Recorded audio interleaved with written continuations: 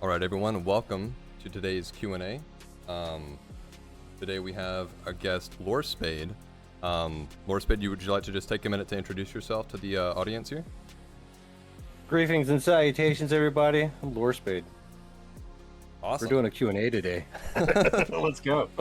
Ready. We are, man. Excited to have you, man. I've been wanting to get back into these, so I appreciate you agreeing to this and taking the time out of your day to chat with me, man. So I guess one of the things that I like to get started with typically is just kind of, like what got you into Entropia and what do you get up to mostly in the game? What got me into Entropia? I was playing World of Warcraft, and I was playing around with the auction house a lot. I was like mostly doing like enchanting mats and stuff like that, and I was like, on Adderall, and I was like, whoa, I think I can make money doing this. Like, not real money, like in-game money. So I just started playing the auction house, and I was like, yo, I like this. I like the economic side of things. So, but then I started getting bored of WoW, and I was like, is there any other games out there? So I found EVE Online. Oh my god, that game, the economy is freaking wild, man. Oh yeah. But I did that, and I'm like, man, I wish I could make real money in a video game. Does that even exist? So I'm like typing it in, and I found Entropia. Okay. So you already kind of had like this history with like in-game markets and stuff, and that's kind of the draw to this game, and that translated into this game. You would say that appeal, but more so into like real money. Yeah, absolutely. Okay. Like, the only thing is back then in 2009 when I first started, I didn't have money. You know, I was like on a fixed income of like $600 a month. Right. Which is barely anything, especially whenever you have to pay stuff and stuff like that. So I know what it's like to not have money trying to play Entropia. Right. So you got started. I never had a mentor or anything like that because they didn't have them back then. It was broken. Okay. So when did you start playing? Did you start before the mentoring system existed, or? Around 2009, I guess that was like when they went into CryEngine and a bunch of stuff was broken. Okay. But I managed to get in good with a few people. Like I started like trying to make a little bit of side ped doing tarot card readings. Oh, nice. Okay. Yeah, I got a few people, made a few friends, and joined something called the All Great of EU with the Great Exit. Okay. He recently passed away a few years back. Oh, damn. There was Doris Bailey and Janice Bailey. I don't know if they still play, but I still have a birthday like pants that they gave me, just sitting in my auction house or in my storage. Yeah. But yeah, like it was pretty good. And then my computer broke, and life happened, and I was just derping around being poor and shit for forever till like 2017. So you were free to play, or I would say nearly free to play, from 2009 to 2017? Well, the thing is, like, I guess around 2010, 2011, I had to like not play because I didn't have access to a computer. So my account just sat there for years, like 6 years or so. Wow. And people probably forgot all about me. And then I came back in 2017 because I'd just gotten my VA raised to a good amount, 100%. Right. That's like every veteran's dream. And they back paid me, so I had like a bunch of money. So, and the first thing, because I was like still doing YouTube, I was doing YouTube off my Xbox, right? Oh wow. So I was playing all these Xbox games, and I was doing YouTube off of my Xbox, which is completely wild because like I had no access to any computer. So I was like, I need to try to make money somehow, any way possible, because $600 a month is not a lot. So any way possible, I got to make money. That's super inventive. I've never heard of anyone like live streaming from a console like that. I'm assuming obviously it's possible, but I just never heard of that, especially back then. That's really cool to hear. Yeah, well, I started in 2016, so it wasn't too long ago. Yeah. But I was like, man, I wish I had a computer. I really want to do this a lot better. I want actual thumbnails. I want to do all the stuff that's available. So that's why a lot of my backlog doesn't have good thumbnails. It doesn't even have good descriptions or anything. It's just bare bones. Yeah. And then I managed to get my VA upgraded, and then I bought a computer. And the first game I did go to was EVE Online, and then I got my first viral video of my ship getting blown the fuck up on a Twitch live stream. But that's cool. The thing is, this was like right after I got my computer. You could diss me so much. You could not bring me down off that high, bro. Oh yeah. Oh yeah. Just having finally some money and being able to, create content that I want to create. Yeah. Like it's been a learning experience, but I mean, still it was there, and I got my first viral video. I'm like, holy crap, these guys are going crazy over this. And then I was just sitting there derping around for a minute, and I was like, holy shit, I could play Entropia now. Yeah. So and then it went off from there, and then I became a content creator for Entropia Universe right off the bat, and I built up over time, and this is my main community, man. Yeah. Like, I went over to do some Fallout 76 content there for a little bit, but that was while I was stacking deeds and shares. So do you feel like your Entropia community, as far as like content consumption on your channel, has far like outdone anything else that you've done on your channel, or are you still sort of like reminiscent of those EVE Online days? To be completely honest, I never really got back into EVE Online. Okay. Too much. Like, I came to Entropia and I did more content, and I because I had the money, I could do things. I could play the game the right way. Right. With good deposits and stuff like that. And the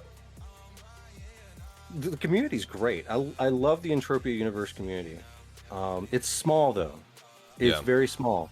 So whenever I did go over to Fallout 76, we're talking like I was getting like at the peak like probably like 2,000-3,000 views on a video. Yeah. Within like a few days. Right. And just from the mass amount of people that were in that community. Yeah. Yeah. So I did manage to build a good community over there, but it's like the Bethesda just does not like PvP at all. Yeah. And I used to like do a little bit of light griefing and stuff like that. So that's kind of where I was like, oh gosh, I'm kind of a little bit of a trickster and troublemaker, but not too much. But like I play by the rules. They have every game has rules. I play by them. But I do push the boundaries. That's why I like creature control pills every once in a while. Just go eat up an entire sweat circle just because. Just for fun, yeah. Just for fun. Yeah, I've seen a lot of people don't like that. It doesn't hurt anybody. But, yeah. Like I don't like to hurt anybody. Like you're not sitting there stomping them at the revive, and just I mean, some of those creature control pills, you really can't help that. Oh, like the and big a couple AoE times stuff, at the revive isn't that bad either, Right, but I don't know. Some people don't like that, and I get that. And there's a lot of people that hate me because of my creature control antics. I get it. Yeah. Like there's people that won't even talk to me. I think they have me on ignore now. Oh jeez, man, that's horrible. Who would imagine that? Yeah, but I mean, sometimes you gotta have haters, man. Yeah. Like, you get people talking shit about you, they're talking. Yeah. Yeah, I mean, especially from the content creator kind of standpoint, no publicity is bad publicity, I guess, is one, outlook you could have about that. But wanted to kind of circle back on a comment that you had made like early on in the conversation. You said that you had some like old clothes and stuff from previous people that you had played with a long time ago, and I wish there was more of that sort of still in the game. I think I was reading a post on PCF the other day, and it was about like how the game has changed now that we have clothing with just buffs on it, and there's none of that like handmade stuff like we used to have like a long time ago, like when we didn't have buffs on clothes and stuff. And I remembered that I was making like a master coat with bismuth texture, and this guy named Cosmix that I knew from Dirty Dingoes like long time ago from Arcadia, and we were going to be putting together the textures and everything. I still have that coat and all those textures. I haven't crafted any more bismuth texture in a very long time, but it's one of my projects, and I still have everything saved. And unfortunately, Cosmix has passed away. He passed away several years ago around Christmas time from a heart attack in his 40s, I think. But it's still something that I want to complete just because of that, you know, and that sort of sentimental value there. So I definitely can relate to that. You know, like you have friends or someone who's like moved on or, you know, passed away, and having something still to remember them by in the game, you know. It's stuff that I think a lot of these newer players aren't getting, you know, those sort of connections, you know, so. Well, being that you're talking about texturing and stuff like that, you know, I've been over the years just trying to get my texturing up so I can like do stuff like that. Like I actually make those clothes that you're talking about. I try to make good looking clothes. Yeah. They don't sell very well. Yeah, no, they don't. They really don't. It's a very niche thing, yeah. Yeah, it's kind of annoying in a way. It's like, dang, this is what's supposed to give people markup when they go out hunting. Right. Well, you know, so like I put the call in and I'm like, hey, I'm buying these skins, and now everybody's posting like Exisar, Snablesnot, Cornudos, Combibo, all these low level skins that a lot of people can't even do anything with. Yeah. Well, that is an anarchy, the textures that are high enough to do it, they don't buy in any of it. It's weird. Like they're not doing their job. Yeah, I mean the customizable system in this game is awesome. Like you can do different combinations of texture with color and get different like combinations like in output. So it's like I feel like it's something that's really like undercapitalized right now from Mindark's perspective. You know, I would love to see like customizable weapon skins, you know, things like that. Like it would be great to see more of that if they leaned into that or made all armors customizable, you know. So yeah, they really do need to do a lot more work on some of that stuff, and I really do think that maybe, you know, a different type of texture can do like a certain kind of buff, because for most of the clothing it has like 3 slots. Yeah, you know, that you can put stuff in, so you can mix match any number of things, and just to have something, you know, maybe that looks good that actually applies like a small little buff that you can have. That, I mean, I don't see how that would be much of a problem, because it would be accessible to pretty much everybody if they buy it. Yeah, but other than that, there's no market for it, and it's sad. Yeah, like applicable buffs, or like maybe like a limited time buff duration. Like you apply the texture, it lasts for X amount of days or something, like in game time or something. I've seen that in other games. I think it should be permanent. It should be permanent. Okay. It should be permanent, because, you know, but there has to be like a lot of combinations of all of it. Yeah. But I don't know. I hate theory crafting or giving Mindark ideas that they won't pay me for. Yeah. Oh, we can stay away from that topic then if that's something that you don't want to do. That's fine. I mean, I've got a lot of ideas too, but I mean, we don't have to talk about that stuff, so. Yeah. Yeah, no worries, man. I was really upset that I missed the last fashion show. I had to go out to eat. Oh, really? Yeah. Yeah, I really would have loved to have went, but had to go out to eat. Yeah. But it was just not that long ago. I think they used to do like the He-Man. Ludius did it. Yeah, they used to do the He-Man stuff a long time ago, but I didn't even hear about the Church of Ludius one that they did. Yeah, it was not that long ago. Gotcha. Yeah, some more player-run events like that would be cool, you know, to see again. I remember doing a lot of that kind of stuff, you know, and the more that I've progressed and the more that I've, you know, sort of accelerated my gameplay and leveling, I feel like I've had less and less time for that. I feel like I'm playing a solo player game in a multiplayer scenario, so a lot of the times. Well, I mean, a lot of this game is like that, but it doesn't have to be. You know, you can always like team up with some people and do some stuff. I mean, that's one thing I like about my society right now is we just finished doing a frontier team hunt. Okay. You know, just for shits and giggles. You know, yeah, like a new like TT gun hunt, like, basically. Yeah. Yeah, anybody can get involved in it, and I think a lot of people don't like to hunt smaller level stuff. Or something like that, but we was actually going after like some decent, like we was doing the bullpen and the War Chief Sanctuary. Yeah, trying to get combat tokens. You know why combat tokens get you some CDF vehicles. They do at Chug Side Out. Yeah. Yeah, you can also do Hussk if you've got the members. That's how we used to farm them up in Entropy a long time ago with Hijacker. So a little known fact about when you spawn the Huskin, you get the TT back in the form of combat tokens of the materials that you put in. It doesn't come back as shrapnel. So that was always a good time to buy up like Tellus 2 plates or whatever you needed for PvP. A Hijacker would have them in surplus after you did a Hussk event. So. And isn't Hussk at that Mount Vesuvius volcano where it's called? Yeah, it's that big volcano in the middle of Calypso. Yeah, you have to do like a mission chain to get in there, but I think if you teleport, you have to burn like a pretty big teleport to be able to get all the way into the center. I think it's like a TP4. But if you basically die, you can be resurrected with like a res pouch or something, and you'll be in there until you die again. So you can get in without the mission, but it's worthwhile doing the mission. I actually did the mission. I just haven't really gone over there that much.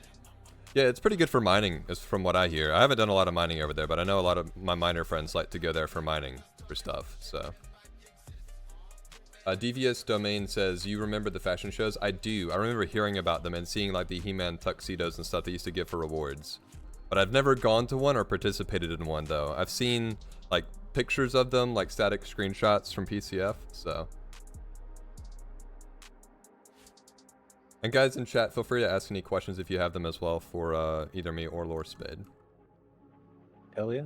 Hell yeah. Yeah, talking about combat tokens and land vehicles and stuff, are you planning on doing or incorporating any of that into PvP? Yeah. We just fell in love with land grab. Nice. Okay. A lot of us just found out that actually they're a lot of fun. It doesn't matter if we die. Yeah.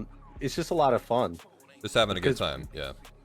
Yeah, because all we're sitting there doing is just like going in vehicles, and some of us can actually deal out some damage. So like some of us will do that, but you know, we're sitting there calculating exactly how much they're actually spending trying to kill us. It's hilarious. That's a fun metric to keep track of, I'm sure. Yeah. I really hope that they bring back more vehicle PvP. You know, I used to own the tank, the one that they've done the event for recently, and it was a lot of fun. It's just like every time I would spawn it, someone would just come by and want to shoot it and decay it to hell, and I was like, yeah, it just took the fun out of it for me, because I was always kind of mindful of the cost. But I wish they'd bring back more stuff like that, you know, like a big old tank that could just like one tap people and shit. So yeah, I think that's a really big problem with what's going on in the land grabs, is the fact that, you know, like the hardcore is pretty powerful, and they can like one-shot vehicles already because of the whole arsonistic chip, now the electrocution chip that just deals all the damage all at once on a vehicle. Boom, it's toast. Yeah. A lot of people were surprised to hear about that when I used to tell people that, like, their first land grabs and stuff. I'm like, yeah, the CDF vehicles can be one-tapped by like an arson fin edition. So. But see, the thing is with that though, is if you want to make them spend, which, you know, that's our metric of going in, we want to make them spend. So if they do that, then that's great, because that means that we're winning our objective. Right. Because it still costs like what, 2-3 ped? Yeah. To take I mean, if you don't care about vehicles? winning, then yeah, sure. I mean, that's fine. You know, I'm not saying that's a bad thing. I'm just saying, you know, like, it's a fair point. I mean, we kind of don't care about winning, but we know that our presence there will help. Yeah. The people or the group that is trying to take it over. Right. It's the sheer simple fact that, you know, a lot of people think that they need to be high level to participate in events like that, and I don't think that that's true. Well, and a long time ago, land grab itself used to be where multiple societies would compete, and you didn't have just one sock that was dominating all of them, and you would have multiple land grabs that went on at the same time. You'd have to kind of pick and choose which one you would go after.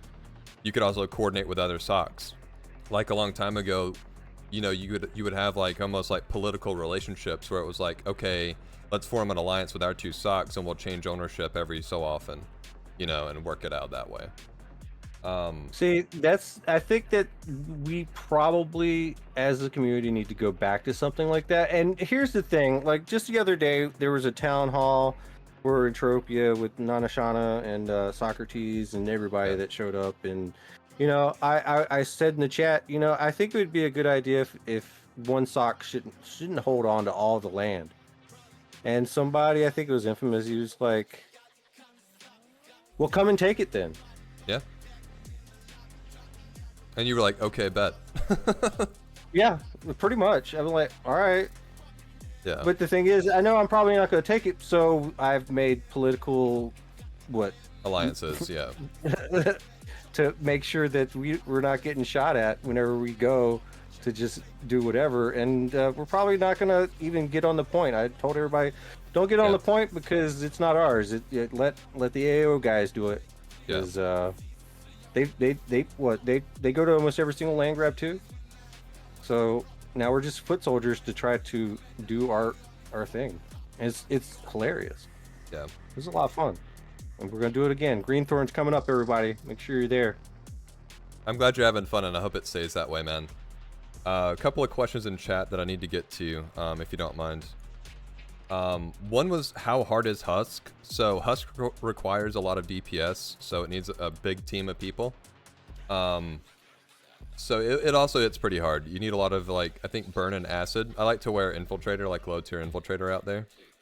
Another question from another person here. He said, at Vandal and Lorespade, how do you think Unreal Engine is going to change the game? You want to take that one first and I'll follow up? Lores? I'm gonna be real. Like, my perspective is it's still not gonna change the fact that, you know, people nowadays are broke as shit.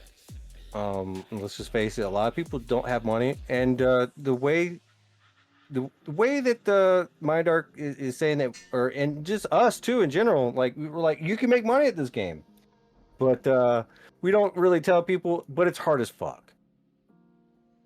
You know, like, we need to, like, tell the truth. It's hard to make money in this game because nobody is going to tell you how that part happens. That comes from your own research.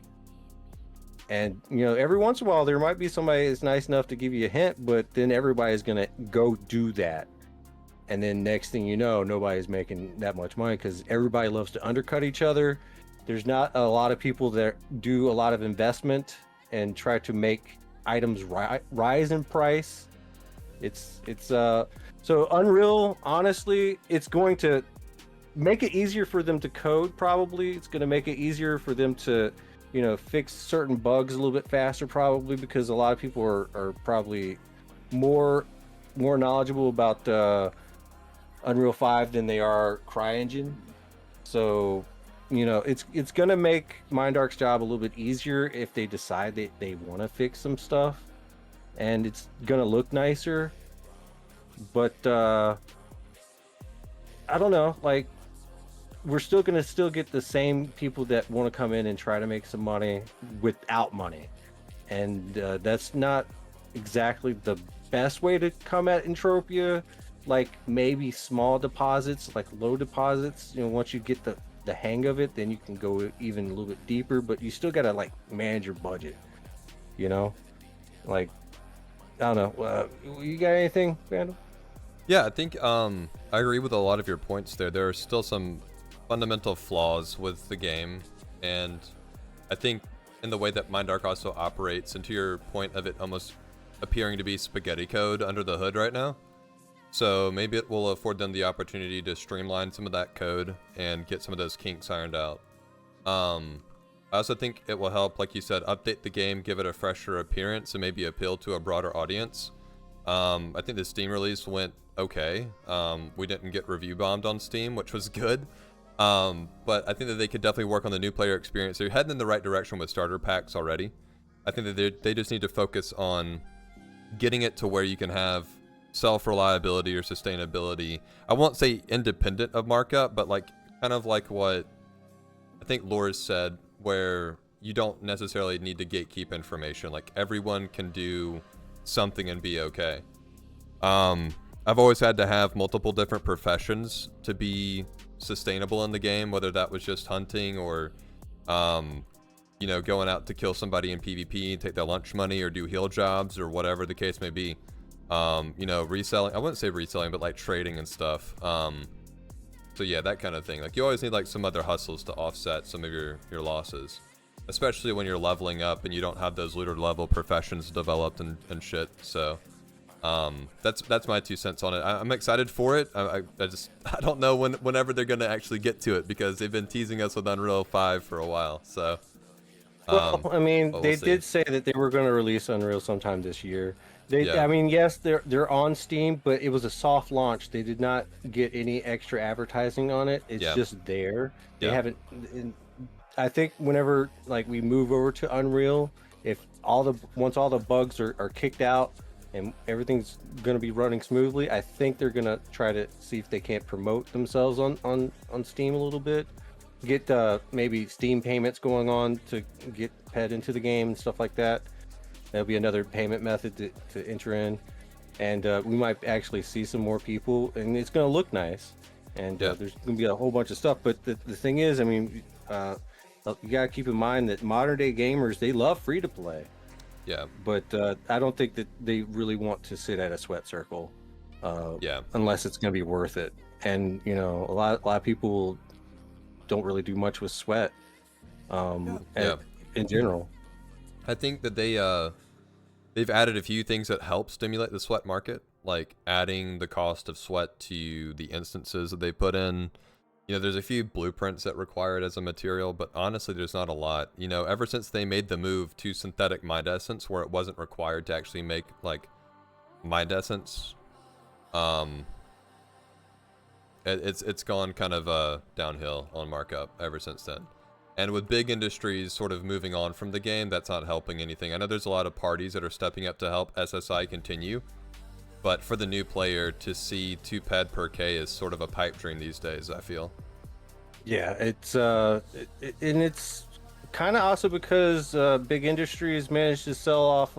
From what I've heard on the street, big industries sold off their sweat stockpile that they had accumulated at 1 PED per K.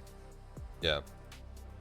So that's another reason why it's kind of low. And if you like I bulk bought I bought oh my god, I bulk bought a whole bunch of sweat.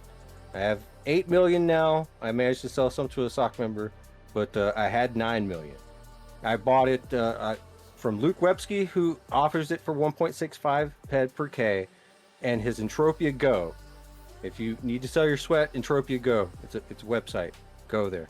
It's linked all in my videos.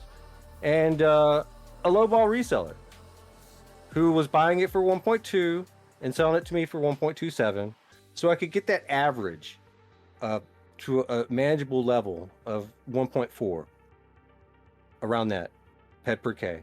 So in combination of those two things, I have helped pay a lot of good sweat, and I've taken a lot of bad sweat off the market.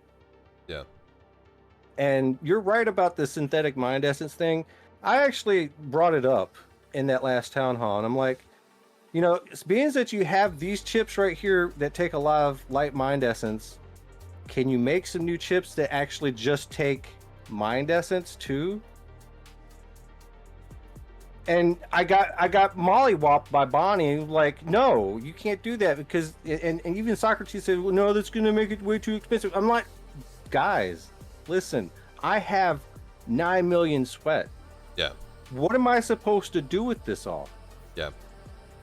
Like, you want to do a game that's free to play or not? Like, you want it to be a subscription model or not? Because there are people out there trying to help, and they're not getting help. Yeah. Like, it's the investors that are trying to help, like, make some stuff so that market can keep flowing. And that's why we need more stuff like that. But it got shot down pretty much immediately, and then somebody had to explain to Bonnie how you know, sweat circles are actually good for the game because it's very social and stuff like that. It was like, holy crap, somebody's actually explaining this, or why? It's like, some people don't get it. A lot of people You know? don't sweat. You know, they've never sweated. That's true. They don't understand why people do it. They think it's all about the PED. If you sweat for the PED, you're better off just depositing like any amount of money whatsoever. Like I'm talking like $5 a week, you'd be better off than sweating, you know? Yeah. And I think a lot of like developed avatars or people that have not sweated, they don't get it. It's more of a social environment. It's more there to meet people, especially, and like networking is half of this game anyways as a new player, because you don't know anybody. You don't know who to trust. You don't know who's cool. You don't know who's a bad person, who's a good person. So getting out there and starting to talk to people and meet people is like half the battle. Exactly. Not to mention the free skills that you get. Like maybe you get whapped by one of the mobs that you're swunting or whatever. You get a little bit of evade or whatever, or psych or whatever from the sweat gathering skill. You know, it helps a little bit. So you're getting some skills, you're getting, you know, some contacts on your friends list and learning about the game, and maybe you're sitting there browsing PCF on the side or watching a Twitch streamer on the side or whatever. So, you know, and it's also very important that we support people that sweat. I'm not saying like sweat bots, but actual people that are trying to make a little bit of side money on sweating. Like who cares if they're selling it for, you know, 2 PED versus 1.2 per K? That's not going to hurt the economy that much. So, but I do kind of see their point of like wanting to put the markup into hunting loot first with the diluted sweat as a means of making the, you know, light mind essence for the electrocution chip. That was a pretty smart move because I think diluted sweat is pretty accessible to low level hunters. So again, a step in the right direction, but there could be improvements there, you know. Like I had nothing bad to say about that move. That was a great move. I actually managed to make a grip of money too from just that, because diluted sweat jumped up to like 130%. Yeah. And I was buying it all between 120 to 129. Yeah. And then I put it all up, and then it got all sold at 130. Then the price collapsed, and I was like, hell yeah. Sometimes you hit it just right at the right time. Yeah. But I mean, it was great. But like, I really do think that, you know, I mean, for Mind Essence right now, it's teleportation chips and divine intervention. Like, yeah. Look, could you make some more buff chips or something like that takes it? You know, like I understand that you don't want you want universal ammo going through some of these things. And, you know, if I would have had a little bit more time to explain another concept, it was like, you know, maybe also you can like make some sort of like a switch that you can like, instead of like using synthetic and using universal ammo, you can go with straight mind essence, and it might boost the efficiency of any chip just by doing that switch to a higher efficiency, so you can better manage some of your loot, but you'll be using regular mind essence. Something like that, you know, would be huge, because then you'd have a choice. And or should maybe, I buy this? Maybe maybe it would like be more efficient flowing through or channeling through the chip. Like you could make this like lore accurate, and that way it reduces the decay of the chip, which is a big thing for like tearing up like limited chips or making these limited chips last. Like you've got people dropping on mod implants like all the time. They're like, there's a lot of different ways that you can do something like that. Yeah. And you know, they need to think about that. They need to do something like that, because yes, actually the sweat market needs a lot of help, because even with all the bots and stuff like that, there are a lot of actual people out there sweating, and you know, you want to give those people a little bit of money to you know, supplement their stuff, because they probably bought the starter packs, and you know, they'll probably make another deposit, but you know, they can't make any more. And they still want to participate. And the thing is, if that player is cycling, if you can get them out of the sweat circle as fast as possible and back to cycling, Mindarch's making money on that decay already. Exactly. That's a win. Exactly.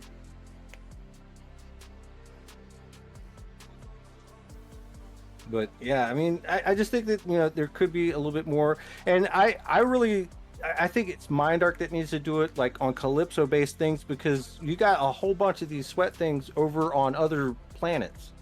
That are actually up. Like you got the new textures on was it Cyrene? You got the thing over in Toulon to be able to make your things so you can enter into CU Hoff. And you got I mean, there's probably some stuff over on the next island that, like the Elysiums and stuff like that, and it's in some crafting things. And yeah, of course, on Aries, you have to have sweat to make the sweat crystals to go into Hyperion weapons. That takes all sorts of stuff too. So they're moving in the right direction, but there could be a little bit more that they could do to help out the free to play, or like another system entirely. They have the room to grow, to help out a lot of the free to play players. Yeah. And it's not just about trying to, get one over on somebody, it's to give people opportunity that don't have much money in real life to actually make some money. And they need money to make money. So that's, they have to do stuff like that. But we have like so many sweat bots and stuff and people that take advantage of the situation. Yeah. It's, hard to ferret out who's good and who's bad. Yeah. Well, that's one thing that I think Next Island was doing a great job on. I know that you mentioned them, but they were doing like sweat dailies. They had like a sweat area where you could like passively regen health, like at the revive station. Oh yeah. The new player experience on Next Island was like amazing. Yeah. Which, I mean, I guess Next Island's been like reacquired by Mindark now. Like Next Island development's no longer a thing like the Planet Partner, so that's kind of sad. But it's sad, but it's also good. And so is Rocktropia going over. I think Never Die, he said in order to keep Rocktropia in the game, he had to sell it to Mindark. Yeah. I read that very briefly on a PCF forum. I don't really go to the forums very often, but I managed to see him say stuff like that, and I was like, wow. Yeah, I mean, he managed to walk away with all the shares, with or most of all the shares, and that's actually good. Yeah. But when it comes down to the other planets, I mean, I don't know about Arcadia, man. Like, I sold out a lot of those deeds over there because once Aries came out, I'm like, this moon, man, went from 60 to freaking 20. And I bought a bunch at 20, and I'm like, it's sitting there at 30. I'm like, Aries just came out. I'm like, I need money for one, for two. I don't know where Arcadia is going with this. And then I once I got the information that there's going to be a catastrophic event that happens, and Arcadia was probably on that list. It's like, all right, I'm going to go ahead and get rid of all this, and I kept all the money in the game. Yeah. I sold almost all of it, and then I put a lot of money investing in the free to play for the sweat and other such programs, such as buying skins for textures and stuff like that. And that's just recently, but I'm just trying to help out as much as I can on the back end of things. I'm not like buying sweat directly from people, unless it's like, in bulk and cheap. Yeah. Yeah. So are you big into like deeds and investments in that regards to the game? Because I know that you had mentioned the whole like AMD thing and stuff, but I don't know if and if you don't want to talk about it publicly, that's fine too. I don't want to get into your financials if you don't want to. Are you serious? So. Bro, I do a weekly show for my deeds and shares. Oh, okay. I didn't know. Doing it for Sorry. That shows you how much homework I did on you. So. Oh my God. Yeah, I've been doing it for years. Okay. Ever since I first started doing ever since before, I think once New Treasure Island came out, it was about the time where I started it, I think, if I'm not mistaken, the Deeds and Share show. Yeah. And that's because Stevie B was all like, it's a scam, and I was like, no, it's not. And then it got sold out in the first couple of hours. I'm like, yep, that's a big scam right there. And it's been freaking great. It's New Treasure Island, and I love that place. Yeah. It pays me out, and it's my biggest share volume at the current moment. Because it dropped down so low. It was like, it was 8.5 the other day. This. Yeah. It was lower than that, Yeah. It might still be low, but 8.5 is not bad, especially if you want to get some for cheap. Yeah. In my honest opinion. But yeah, I do a weekly show, and you get to see exactly how many I have. And if you are investing heavily into deeds and shares, make sure you have two-factor authentication. I would say even without investing, but like, yeah, I mean, if you're gonna get serious about depositing and getting gear and stuff, yeah, for sure. It's something that came up in one of my streams the other day. I was talking about it, where if you get hacked or your account gets compromised and you do not have MFA enabled, Mindark will do nothing for you. Like, it's in the TOS if you want to look it up. So Yeah. MFA. Pro says NTI needs more updates though. Ever since they added shares, it's been the same without events or anything. You do know that they did add the AI missions on NTI. Have you been doing those? Because that's something. I mean, it's not nothing, but that is one improvement that they did make. They got the AI daily, which I managed to get a really nice ring from, by the way. But I use New Treasure Island as a means to get common crafting materials, such as they have all the oils drop there. So if you're after a specific oil, you just gotta match it to the mob and go after it. There's a few other things, like I don't really mess around with the Daspulators, but you know, there's Leviathan there that you can kill without being in a PvP area. All sorts of things. I love NTI, and they got the AI mission there. So like, I know that there could be a little bit more, but that is an improvement. It's just a good place to hunt, especially if you need to get Codex on certain things.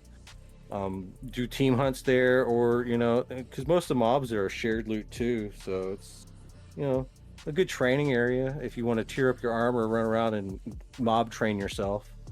You know, all sorts of stuff you can do there, and it's decay based. It's not tax based, so it's, you know, you're not really losing too much of your income from hunting there. It's just, you know, your decay goes into that, so it's unlike any of the other places that are tax based.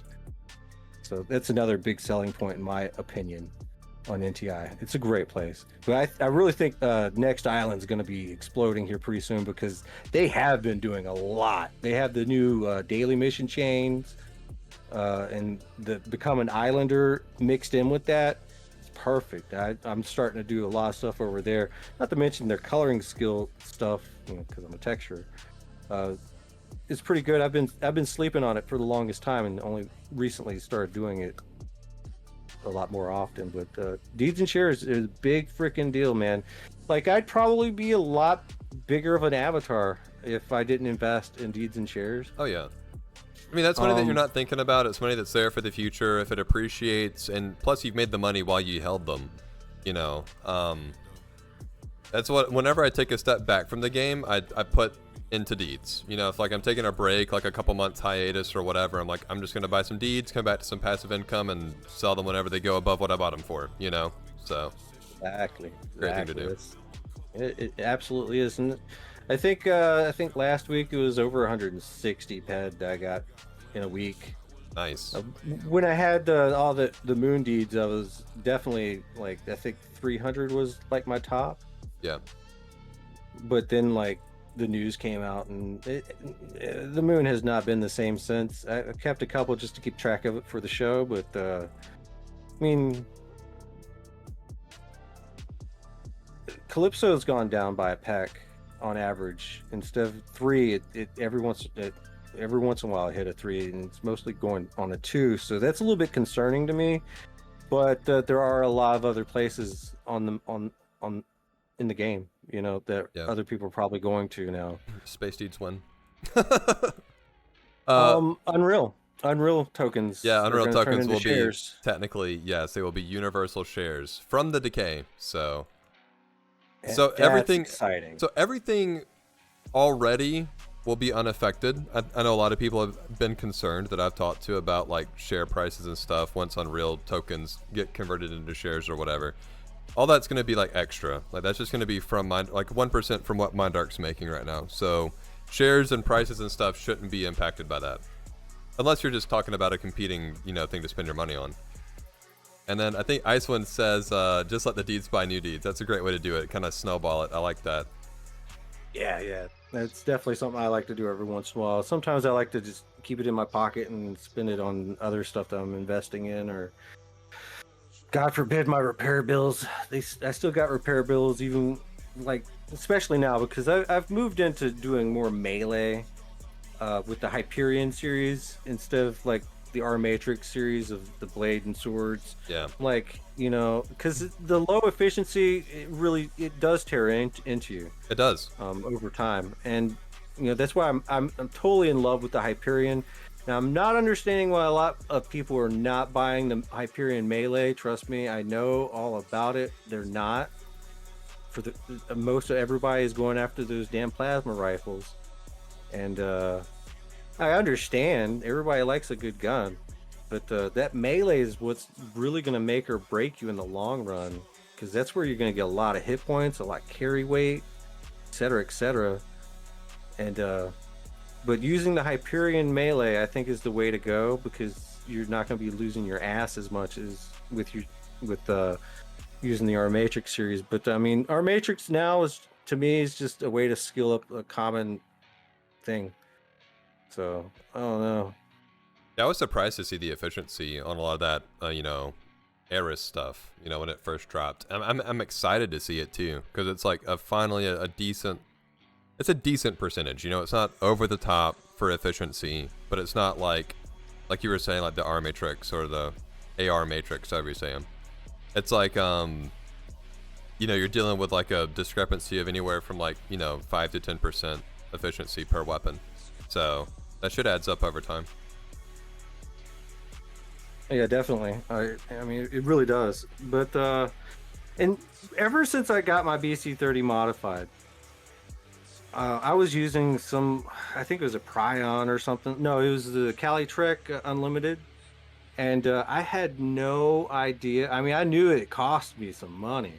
I had no idea how much money it was actually costing me until I got my BC30. Yep. And I'm like, guys, I'm here to tell you, you've got to use a higher efficiency weapon or you're gonna get hosed. Yep. Especially if you it's not loot 1.0 anymore. No. You're chasing a Hoff that ain't coming. Yep. I mean, even if you get a kickback, it's gonna be like, it ain't even a budgie close, man. I'm just gonna be honest. Like, you know, you're gonna get like a little bit of a dopamine hit. You're gonna get kind of close, but like, nah, man. Like, there's been a lot of people that I've come across that either use unlimited, but they are dog shit efficiency. Like, I'm talking like the faux ripper or something. You know, like, I'm not dogging on like never guns, but like if you're running a 60% efficiency weapon all the time, you're losing your cake, bro. Like, I mean, that's, you know, that's just how it is. And then you got like, dude, I hate it. I really do, because now that I know that high efficiency is key, I feel like shit whenever I like even consider selling like one of these loot drops I get, you know, like with like 55% efficiency, even 60% efficiency. I know that if you put an amp on it, it goes up a little bit, but I still feel bad, like, because I know yeah. It's just bad for you guys, and that's why I don't like it. And whenever I see you using them, like, dude, don't use that shit. You're losing your ass. Yeah, a lot of people will make the argument that you're locking away a lot of pet in the unlimited item that you could be using for cycling to skill. But I'm like, okay, unless the market like falls on its ass, which recently it kind of has. So I mean, take this with a grain of salt. But you'll typically be able to get most of your investment back by selling it to another player once you're done with it, if you want to move on to something else, you know, unless you're just really bad at negotiating and have no patience, you'll be fine. I think that's something that a lot of people miss, you know, is like, oh, it's so expensive, but like, dude, it's a really good gun. And if it's a low level gun, that means everyone can use it because it's a low level weapon. You know, it's like your BC30, it's a prime use case, you know, it's like the LR40 or the LR20 or whatever, or LP40 rather, you know, stuff like that. Perfect bracket for new players that want to like get into that higher efficiency scene. But the thing is that I have to applaud him for it, like, and I know some people are gonna think that I'm a retard, but the Mayhem tokens and all the unlimited Mayhem weapons are now going to be a thing of the past, and they're moving to limited. That actually gets a lot more people into a little bit more affordable means to have some of these higher efficiency weapons at the exceptional level, and it's absolutely great for the vast majority. And now that there's not going to be too many unlimited weapons that drop, there's still going to be. Yeah. Like, we got unlimited weapons coming out of Aries right now. Yeah. And they that's seem to be really well controlled too. I haven't seen a flood of them so far, and typically that's what you would see is like, okay, it gets released in like the first week, you just have Hoff, and then there's like no other ones. They seem to be rolling them out well on Aries for now, so Yeah. hopefully they don't fuck it up.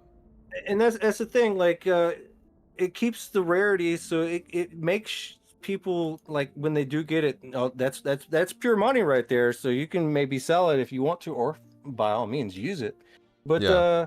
you know, we got a lot of more higher efficiency options, and I think it's absolutely great. I was talking to Socrates about, like, before, like, he really went to work with it, because he came into my stream one time. I'm like, hey man, a lot of these people, they need these higher efficiency weapons, and he went straight to, yeah, but we can't release any more unlimited weapons because of this and that. And I was like, dude, I didn't say unlimited. Yeah.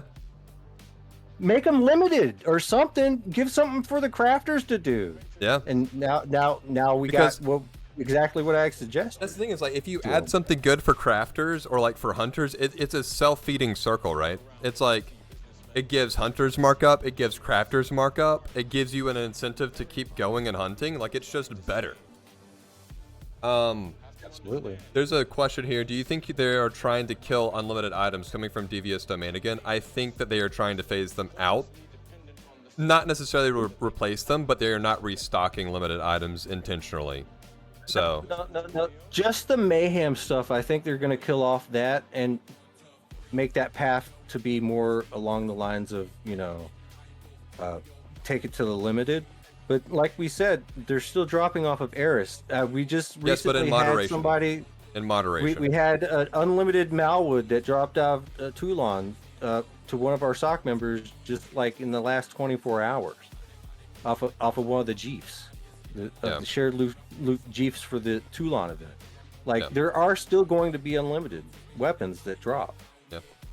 But it's going to be controlled. Yeah. Like, so that, you know, the prices can actually mean something instead of the market being flooded. Well, I think they really fucked up with Resource Mayhem. If I'm going to speak candidly here on Mindarch's decision making, that was a blunder. That flooded the markup with the market with a lot of tokens, and I think that's kind of why we've seen this happen with regards to the changes to like limited items in the vendor. That's my 2 cents, anyways. I'm a little bit on the other side of the coin. I think that it was good in the fact that it allowed a lot of people to empty out their storage of a lot of stuff. You know, like the markups went up on a lot of stuff, so it gave a lot of people some opportunity. That was a good thing. Yeah. But the downside to that was, you know, a lot of these tokens are dropping for a lot of these big spenders that want to go get an unlimited gun. That was a bad thing. But I was using most of my Mayhem tokens for, sue me on this, but 100% skill pills out of the vendor. Oh man. And other pills. Because here's the thing: I don't get rare tokens ever. I managed to get one. What the fuck good is that? Whatever. Yeah. So it's like, there's no way I'm gonna get any more because they're so fucking rare. Yeah. It's like, well, I mean, they did add the limited. Buy these. But yeah. And then they started releasing all the stuff that you could actually spin with it. So I'm like, shit. Well, I guess I kind of missed out on that, but whatever. No, you're good. Like, I've done the same thing where it's like, you know, I missed out because I would liquidate into like neurostems or something just to sell to get back some of my pedroll. Because I haven't done Mayhem that often. Like, I was pretty new in Mayhem. Like, I would always rent my gear out instead of actually running it. But like, I would liquidate just to get the instant gratification of getting like some like neurostems or something. Like, I've done it before. It wasn't until like I pulled my first rare token in like Cat 3 unamped, like out of the blue, not expecting it, and I was like, fuck, I guess I gotta start saving up now. And that's when I started doing Mayhem. Was when I pulled my first rare token. Like, to actually start saving and stuff. So yeah, I mean, that right there would motivate you to like start stacking those tokens, but like, after years and years and years and years of actually going hard on every single Mayhem, like, I'd sit there, go hard. Like, hell, I decided during a Halloween Mayhem that I'm gonna get my skinning skill up because you know, my loot returns were not great. Like, because I was using that Cali trick. Yeah. So I was like, all right, listen, I'm just gonna do whatever I can. So every single codex always goes into looter skills. Even to this day, I still do it. Even though I should switch over to more hit point based and evasion based. But I incorporate that a little bit more now. But I started chipping in skinning skill, you know, because it is that important to get it up to like at least 60. So you get all the unlocks and stuff like that. Scientist is amazing. Also, just doing like tree farming for analysis. You know, like going and cutting down trees and shit. You know, like whatever. I push that hard to everybody. I really do. I think everyone should do it, including Ubers, man. I've seen Ubers go out there too. Oh yeah. But, hey, Nighty Night says, can you guys go into how higher efficiency guns work? Break it down for us noobs. The crafters make the guns higher efficiency, or is it skill based? I know I asked in society earlier, but lures is maybe for others don't know. No, it's just the gun itself. Yeah, the gun has. Yeah, it's whatever the gun has. You can't make a low efficiency gun a higher efficiency gun unless you like throw an attachment on it, and it's only going to help out so much. So the gun itself will always be the same base gun no matter who crafts it or whatever. And the TT, sorry, not the TT, the efficiency will dictate the amount of TT returns that you get on average from the mobs that you're killing if you're max on the gun. If you're not max on the gun, it kind of gets weird to calculate it, but try to be max on the guns that you use. Now, also, just to add to that, like efficiency and looter skills go together because they have the same outcome. They both increase the amount of TT returns you get. Okay, so if you have a high efficiency gun paired with a high efficiency, or not high efficiency, but a high looter skill, your TT returns are going to be closer to the 95% promised returns. They say, Mindark says, yeah, you're going to get 95 over time. But the truth of the matter is if your efficiency is low and your looter skills are low, that is not a true statement. But it is true in the greater grand scheme of things, if I'm not mistaken, right? But you got to have the combination of both of them. And yes, some of the higher level, higher gear cost money, unless you're lucky. And a lot of the times, you know, a lot of us aren't that lucky, so we have to go ahead and just buy it off of somebody, and it gatekeeps a lot. But that's kind of the point. Some gatekeeping is necessary, especially in a real cash economy. You know, like they paid a lot for it. They had to spend a lot just to get to where that they are. So yeah, they want a return, and whenever that's why they get so upset with the fact that you know, unlimited weapons keep dropping like crazy. So there's more weapons out there, so it lowers the value of what they're already holding that they paid X amount for, and then now it's worth less because the same way with rings. Like rings kind of felt that, I think, way before we saw it with weapons, and we're seeing the same thing now, just like a trickle effect with weapons, because they just kept pushing out bigger and better with rings. I think like Christmas summer 2020 combination was like the best combo that we've had in like recent memory. I think they've just been like steadily shittier after that year. So I mean, with a few exceptions, maybe, like in other combinations that you could do, but it's like they just eventually said, okay, enough's enough. We got to start backtracking a little bit, so. But, I mean, I guess Legacy Strongboxes can drop any previous ring or whatever. So, I mean, that's kind of a big draw for that, but man, I just can't see myself spending $5 a box. Yeah. For the chance to get unlimited universal ammo, or not unlimited ammo, but like 10 pet of ammo, like, yeah, because that's usually my luck. Although I did manage to get one of those armor pieces to drop out of it and made like 3,000 pet off of it, but whatever. Yeah.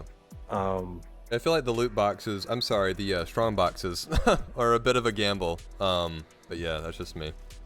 They're good. They're a good way to deposit though if you're just trying to get like universal ammo, and if you don't mind the occasional ring or like a chance at a ring, but like at least you're guaranteed to get your baseline value in universal ammo, you know?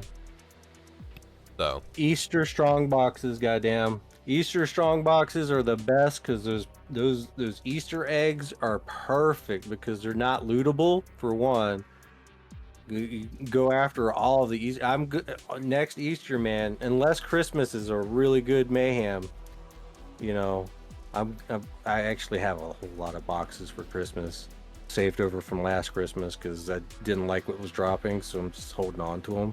I'm gonna open them up once the new item is gonna be released. But no, you got to pick what boxes you really are opening as well.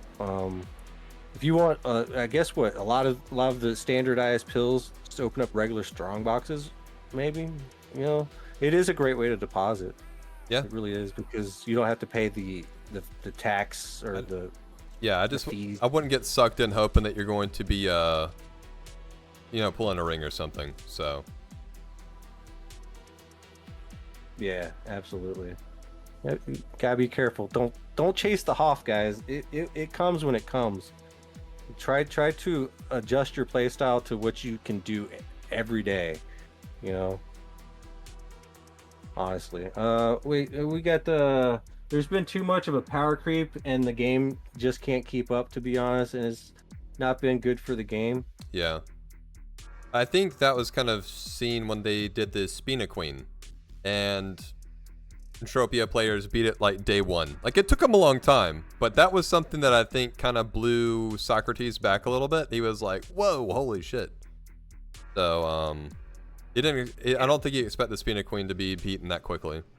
And that's another topic to actually cover a little bit of. It's like I'm a sock leader for, you know, all kinds of players. You know, I got Ubers, and I got the low level player, I got the free to play, the low deposits, I got everybody, right?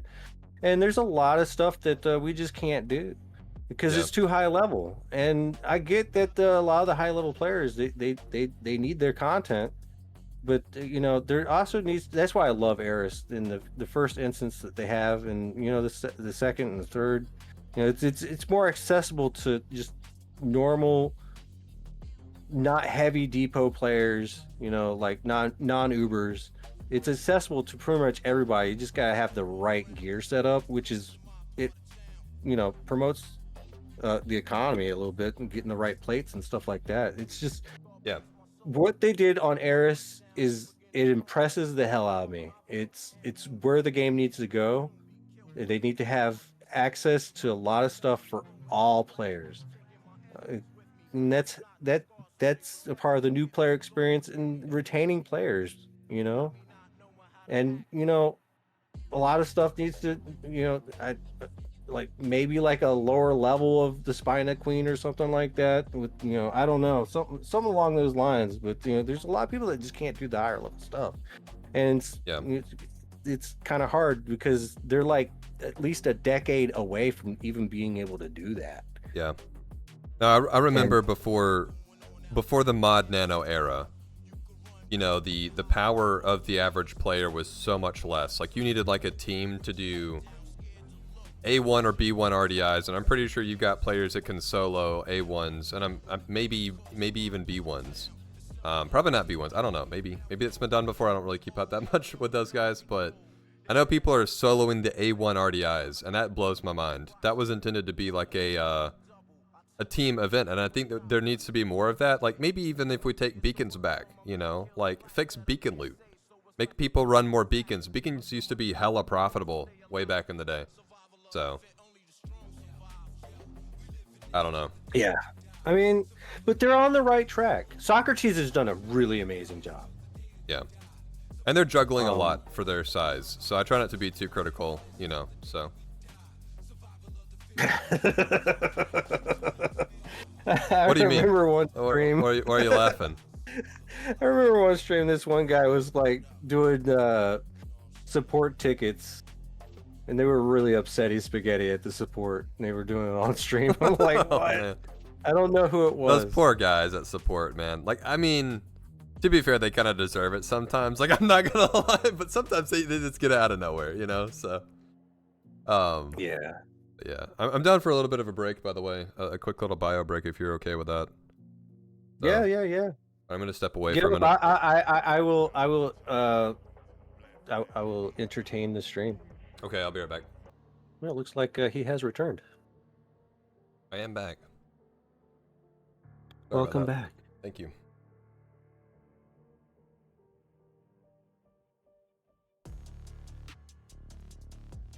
All right, great. Yeah, Well, I was just plugging some stuff while you were gone. Diabolical Dominion recruitment and yeah, sure. my shop. Yeah. What kind of shop do you have?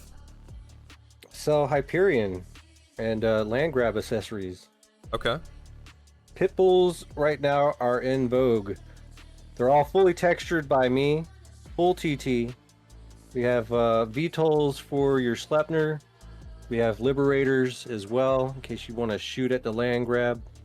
Because those things are PvP only. So it's going to be a lot of fun. Buy my stuff. It's important. So I can have some money.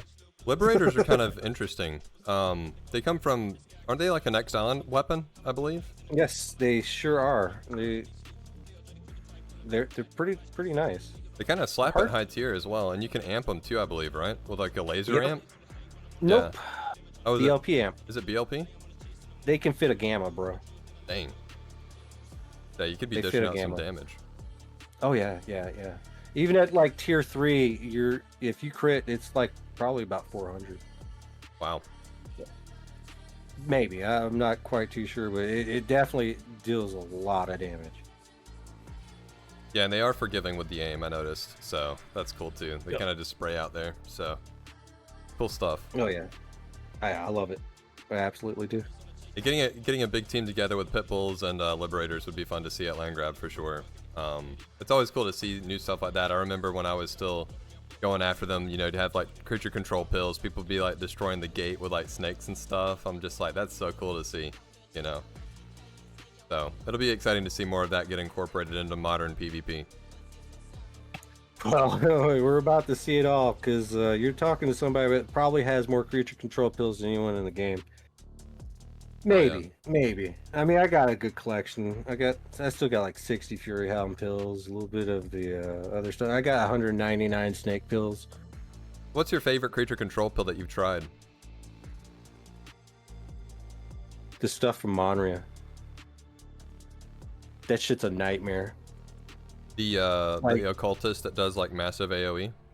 Mm-hmm. Most of all of those do massive AoE. And I think they to be completely fair, I was attacking Twin Peaks one time with one of them because I was up on the mountain. No one knew, and you could literally hit everyone from the mountaintop. Oh wow. Yeah. And they patched it out to where it's now like a little bit closer AoE to the creature, so now you gotta get up close and personal.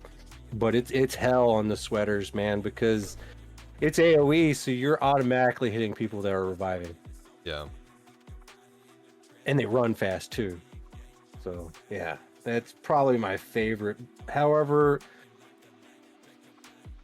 on a 1v1 setting, it does do some decent damage. Like if they're chasing you or whatnot, and you're right out of their range or behind a tree, you can pop them one while you're running. That's pretty nice. But I don't know. That's probably my favorite because it's so unforgiving. It is definitely diabolically evil, and I'm here for it. Hell yeah, that's cool, man. But Fury Hound pills are actually pretty nice too.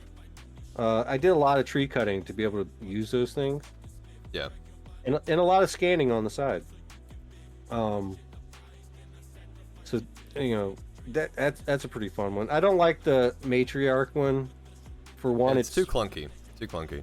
Yeah, you can't really even attack with it. It's great if people just sweat it. Yeah. You bring it into a giant sweat circle. That's actually a lot of fun. Right. But people like to kill it anyway, and it's just it's not worth 150 fucking ped. It's not, man.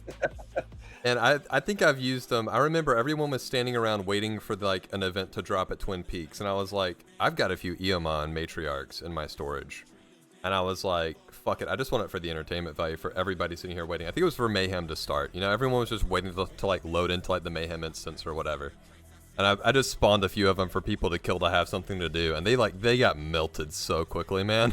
Like, there was so many people there. Yeah, So, you gotta, whenever you do creature control pills, you really gotta pick your targets wisely. yeah. Like, especially if you want up on the Hall of Fame board. Like, I got some all-time highs up there. Yeah. to this day, but I think I had some. They've probably fallen off by now, but I know that I've done the Fury Hound. Fury Hound's got to be one of my personal favorites. oh yeah, definitely. It's Fury so Hound's fast. You know, you go in, if you get low, you just go out regen, you know, with your mob friends, and then you come back for another hit. You know, so. Oh yeah, and that in the AOE, if you can get that AOE to hit Yeah. and it doesn't get evaded, it's going to take somebody out. It slaps, man. It's like, especially if it crits, it's like what, about 400 damage probably. Yeah. And that's good enough to take almost anybody out, unless you're like trying to go after somebody really big, and then you're gonna miss for the most part, because it's only what, level 50. Yeah. But the snake pills are actually pretty good because they're a little bit harder to kill. They are. They're tanky as fuck. Also, if you get single targets with their AOE, you can melt people. Yeah, single target is always great with that AoE. It's a little bit easier too, but it's hard for me to do it on the snake pill for some reason. But the Fury Hound pill usually does a little something, because you don't even have to hit the person for it to proc. Just a little bit to the side and they might be toast. But we are gonna definitely bring some creature control pills back to the land grab. That's gonna be fun. Yeah, for sure. What else do you get up And to in game besides like hunting and some PvP antics? Do you do space mining at all or anything like that? Yeah, I actually do like the space mining. I was wanting to not do so much space mining because I'm really weird. I don't like to hunt or do anything on places that I don't have a share of. Yeah. Which is kind of weird.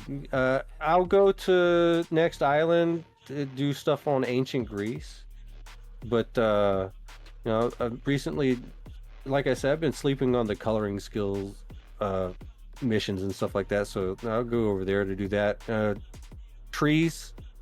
I recently bought up almost all the longboards available in the game here recently, and I've moved all of it to Toulon, so I can like do the weekly mission without having to gather the materials. Okay. Tried to sell some for 180%, so I'm doing a little bit of market trading and stuff like that. I got you. And some of them sold, so that was pretty nice. That's cool. Yeah, I've got the unlimited. I think the PH3 Terra Tech. Yeah. I've had it forever, and I like to go. I like to go around tree harvesting, you know, every once in a while. Maybe, you know, if I'm over on Rocktropia, I hit Hell. Hell's actually kind of an underrated area to go tree harvesting. You know, if you're not worried about doing I've never any been there missions. yet. Really? I mean, I've been there, but I have not been there to tree cut yet. I'm actually saving most of my Rocktropia stuff for when they actually get Codex. Yeah. They've got to rework, That's the only reason I'm not there. Yeah, they've got to like fix the missions over there. Like that's the problem. If they put in Codex, it's gonna break so many of the Rocktropia like planet missions. So they probably had that on their radar to do, but I don't know when that's gonna get done. There's been a lot of broken missions there. So. I don't know why they just can't do both. I think it's because it breaks the progression of the mission. I guess you could still have the mission progress, but then it's like a lot of double dipping. So I don't know. I mean, double dipping is not bad. It's really not. I don't know. I think once they get to Unreal, man, they'll be able to sort out a lot of these technical issues, though. So I think a lot of the thing is they're not wanting to fix bugs right now because we're so close to just switching over to Unreal. Yeah. That they've just abandoned a lot of stuff unless it's game breaking. Yeah. You know, like the air sound bug. Like, I don't think that they're really. It's not a high priority to fix because they're just gonna wait until Unreal because it's supposed to be coming out really soon. Yeah. Like probably in the next couple of months. Okay. Like, I feel. Okay, I'm that's not a using feeling. facts All here. right. I'm not using facts. Here. Did you put like a little asterisk in that? You know, like, oh, I don't know about that, but you know. But yeah. But yeah. I feel like they've got their priorities. You know, they have to like make sure they're constantly focusing on what they need to because of their small numbers on my dark side. So, yeah, I like Rocktropia. I go over there a few times. They do currently have some overlap available. So for those of you that are listening in, maybe don't know about it, the Calypso mobs that exist on Rocktropia do track Codex and gain Codex on Calypso while you're on Rocktropia. So like stuff like Phasms, stuff like Aatrox, yeah. So all of those missions while you're doing them, the old school missions on Rocktropia will count, and you'll also get Codex. So technically you can like overlap, but not a very big amount to choose from. I'm getting to the point where I can do a lot of content now, though. 302 hit points currently. I got at least above 50 dodge and evade. Like, there's a lot of content that's opened up to me now, and I got the adjusted, or the what board do I have? I got something good. What is it? Yeah, adjusted board. So I mean, it at tier 5, and it's about to hit all on tier 6. So I could do a lot of content that I couldn't do, and I'm just like waiting to do it. I don't know why I haven't, but it's, you know, whenever I go and fight mobs that used to kick my ass, they're not now. Now I'm kicking theirs. Yeah. I'm not even taking damage. It's great. Yeah, it's something that you'll see as you continue to like skill up and stuff. I think one of my biggest moments that I had like that was when I was able to actually dodge a Dasplator. Because like they're, I think, huge. what are they, like level 70 or some shit? 65, 70, something like that? The Some young of the higher ones? maturity. I think, yeah, no, actually, I don't know. I mean, I know I can take out the Dasplator now. One of the young ones by myself. I'm talking about the yeah, threat maybe. level though. There's like a weird theory that I've heard over and over again when it comes to like your ability to evade a mob. It's similar to like Sib on a weapon. So like whatever threat level the mob has, take like 5 levels above that and you can typically evade it or dodge it. So Yeah.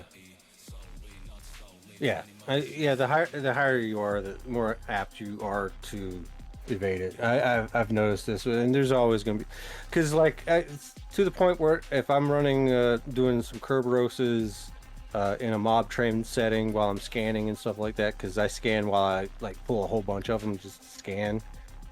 yeah. And I get evade skills that way too. I tier up my armor. The best thing to do is the low level bots on NTI.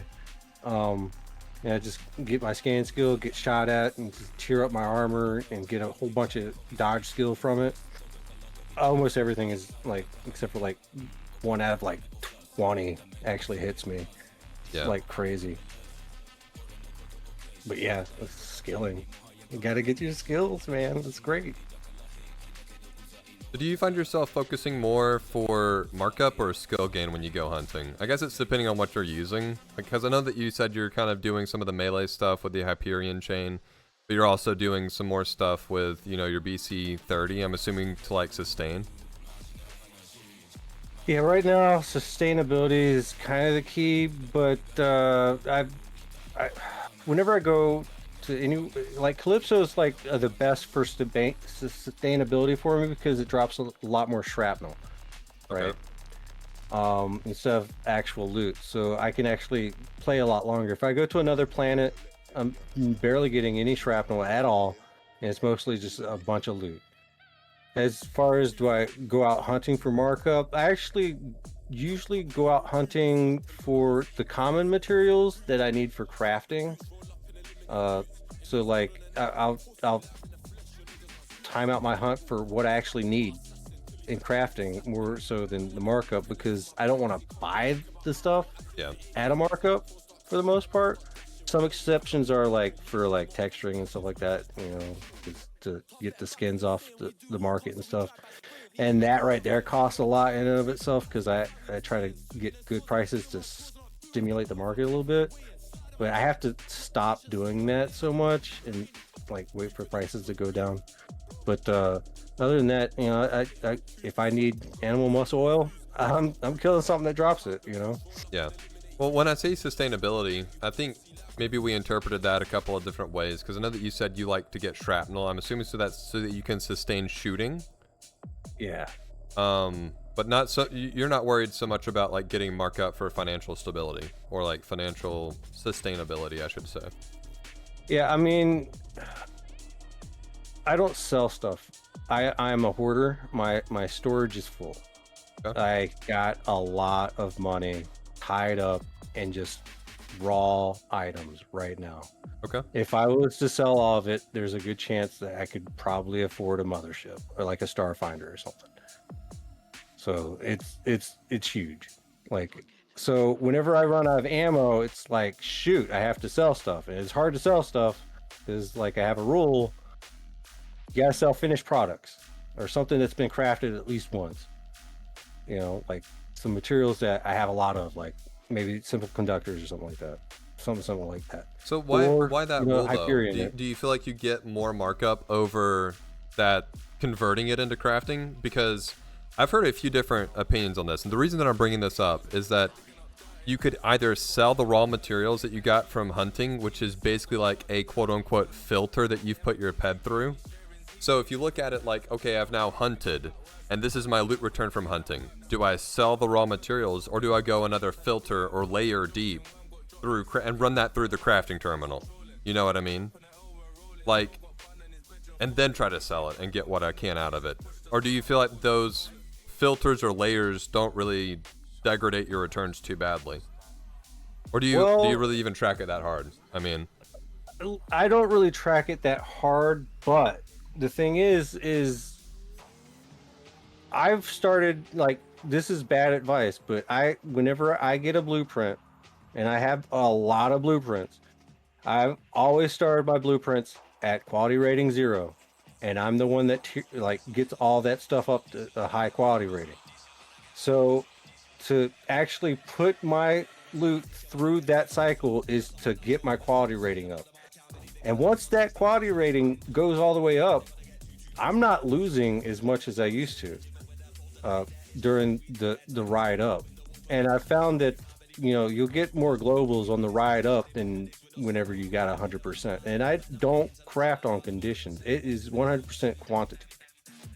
So that's another big thing that I do, because, you know, I want the item that get from it. And like if I'm like crafting like something with like simple 1 conductors or anything in the simple 1 category, you get a lot of animal residue, oil residue, which, you know, a lot of people might TT it. Sometimes I do, but that also goes into ARmatrix extender.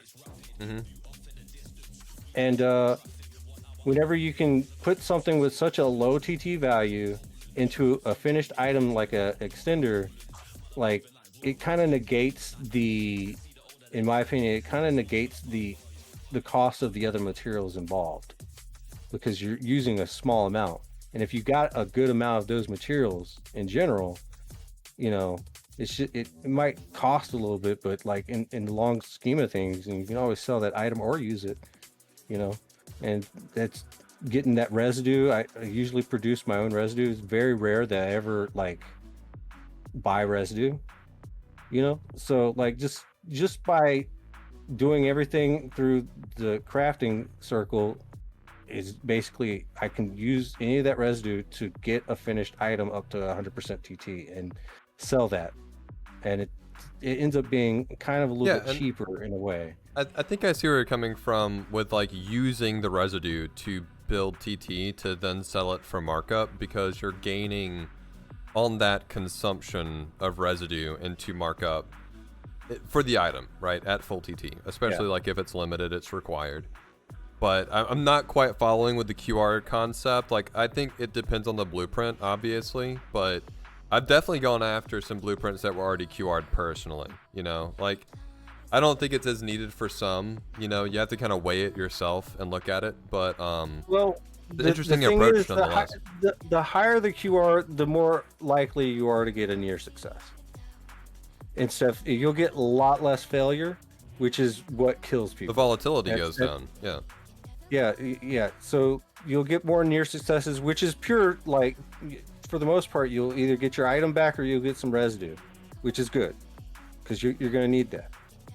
And, you know, that's why, you know, getting the 100% there is good over time. But you have to pay the gatekeeper, you know, in everything you do in Entropia.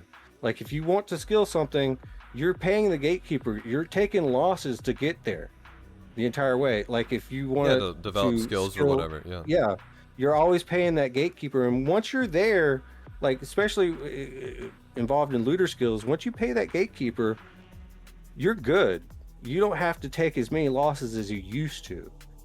You know, if you go out and tree cut long enough, you're TT return is going to be a lot better than if you just first start it and be like, oh, this sucks and I'm losing money, fuck this, as opposed to paying the gatekeeper by keeping on that activity trail, and eventually you're going to find, well, actually I'm actually up on this 1 hour run that I just did tree cutting. My TT value is over.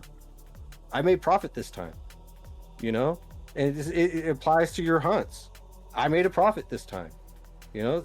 That volatility is there, and sometimes you actually make it. You actually have done a really good hunt, and you won't even know it until it's over. It's like, holy crap, I'm good. And the same thing with, you know, crafting and stuff like that. The more you pay the gatekeeper, the better off you become.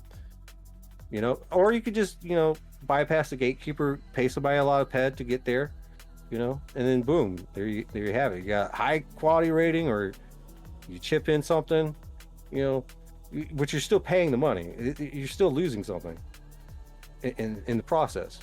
So you're still paying a gatekeeper in a way. That's a positive thing. I think I understand the way you're describing it, but again, I feel like a few disclaimers may need to go out for this, but like, I mean, you kind of preface it with like, this might be bad advice or whatever, but there's a lot to deconstruct and decompress here, but I think the bottom line is, yes, you do have to develop your skills. You do have to get like the good weapon or the good QR blueprint or whatever, and while you're in that volatility, the swings are more drastic, so you do get bigger multipliers, or you're prone to getting more multipliers with like lower efficiency weapons and possibly even lower QR blueprints, but it doesn't necessarily net out to be a profit overall, like long term. Oh yeah, no. Just to be 100% clear, if you're playing the game, you're paying Mind Art. There's always going to be a slow drain involved in everything. Like there's always going to be a slow drain, and you have to make it up with selling something for a profit to other players. Mind Art's never going to like give you more than what you've put in, unless you know you're incredibly lucky. But that ship is sold. That's Loot 1.0. Now you got to play the game in a different system. You know? Yeah, it's what I've explained to a lot of folks, you know, that kind of ask me, like, I have two main professions. I have one where I play the game, then I have one where I play the player, you know. Like, you have to make money from players. However you want to do that, whether that's PvP, whether that's trading, whether or not that's healing somebody, or a taxi service, quad wing taxi, space flights, whatever you want to do.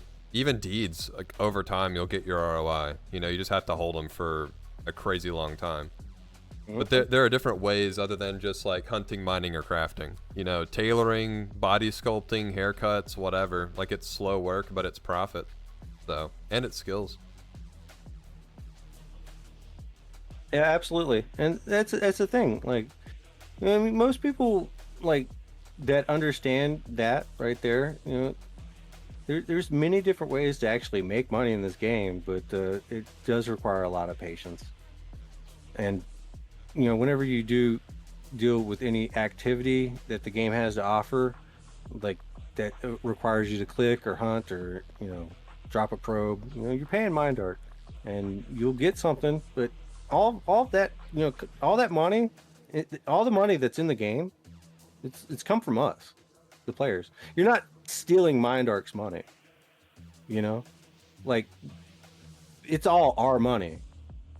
And we're giving some to Mind Art to keep the lights on, you know, and that's something that, you know, some people need to understand, that they're running a business and they have to.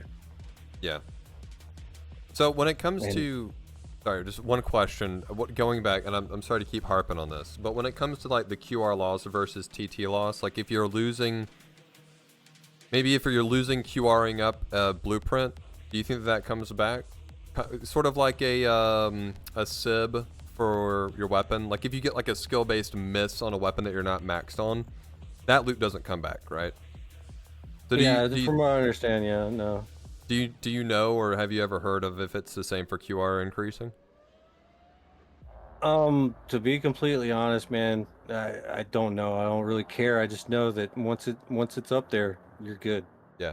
Okay, that's fair. It's That's fair. plain and simple. You're That's good. fair. But I That's mean, a fair the take. volatility. Yeah, I mean the volatility is there, like you said. But like, you know,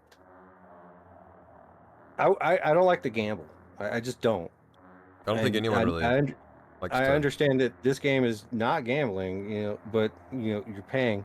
You're definitely paying. Like every single time you fail, it probably goes into a loophole somewhere, Well, I will say or that like Mind takes it. I don't know, but explosive or shrapnel crafting, 100% gambling in my opinion, especially if you're doing it on condition. So yeah, same with gizmos. absolutely.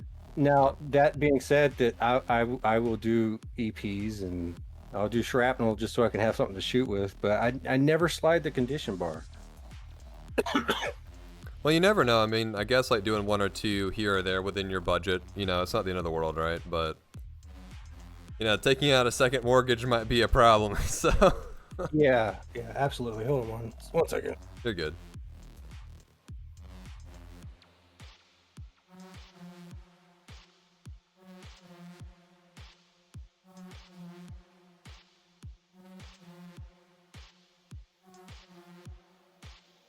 But yeah, absolutely. I mean, don't gamble it, because if you treat this game like a casino, it's going to treat you like a casino back, because the house always wins. Yeah, for sure. But I don't see nothing wrong with getting some explosive projectiles to, because you're going to nanocube stuff, Yeah. And if you're gonna nanocube stuff, I mean, yeah, you could like sell it off to some gambler that's gonna do something with it, or you can use it yourself and get some explosive projectiles. Hell, I'm gonna be taking some explosive projectiles to the land grab, but Yeah, like for ammo or whatever else. Yeah. yeah, I might just end up maybe getting one of those space lasers that takes explosive projectiles, go out and do some mining with it. Yeah. Or clicking a couple of explosive projectile recycles, because as a crafter, I get those all the time. I don't really sell them because I actually sometimes I really need ammo and I don't want to deposit for ammo, even though like I have all this stuff in my storage. If I sold it, I'd have ammo. I don't want to because it has markup, unless I sell it for markup. I'll just deposit more money just so I could shoot some more. It's a vicious cycle I got set up. It's horrible. It's probably not the right idea, but I mean, in the long-term scheme of things, this is a savings account for me. Yeah. As long as I don't go too crazy, I'm good. My number just keeps going up, but I also my deposit keeps going up too. Yeah. It is what it is. I mean, I remember when I was kind of burning it from both ends, similar to what you're describing, and that's kind of what I called it. I'm not necessarily saying that you are or not, but what I would do is I would hunt with my Reaper blade or my main weapon. Whatever loot that I got back that wasn't great markup, I would put that into nanocubes. I would then like EP3 click that back into explosive ammo, and then I would take my rocket launcher and go skill my rocket launcher, and then take that ammo and then go back to the Reaper blade with it, right? And so you have like this little circle here, but I was constantly burning PED that way.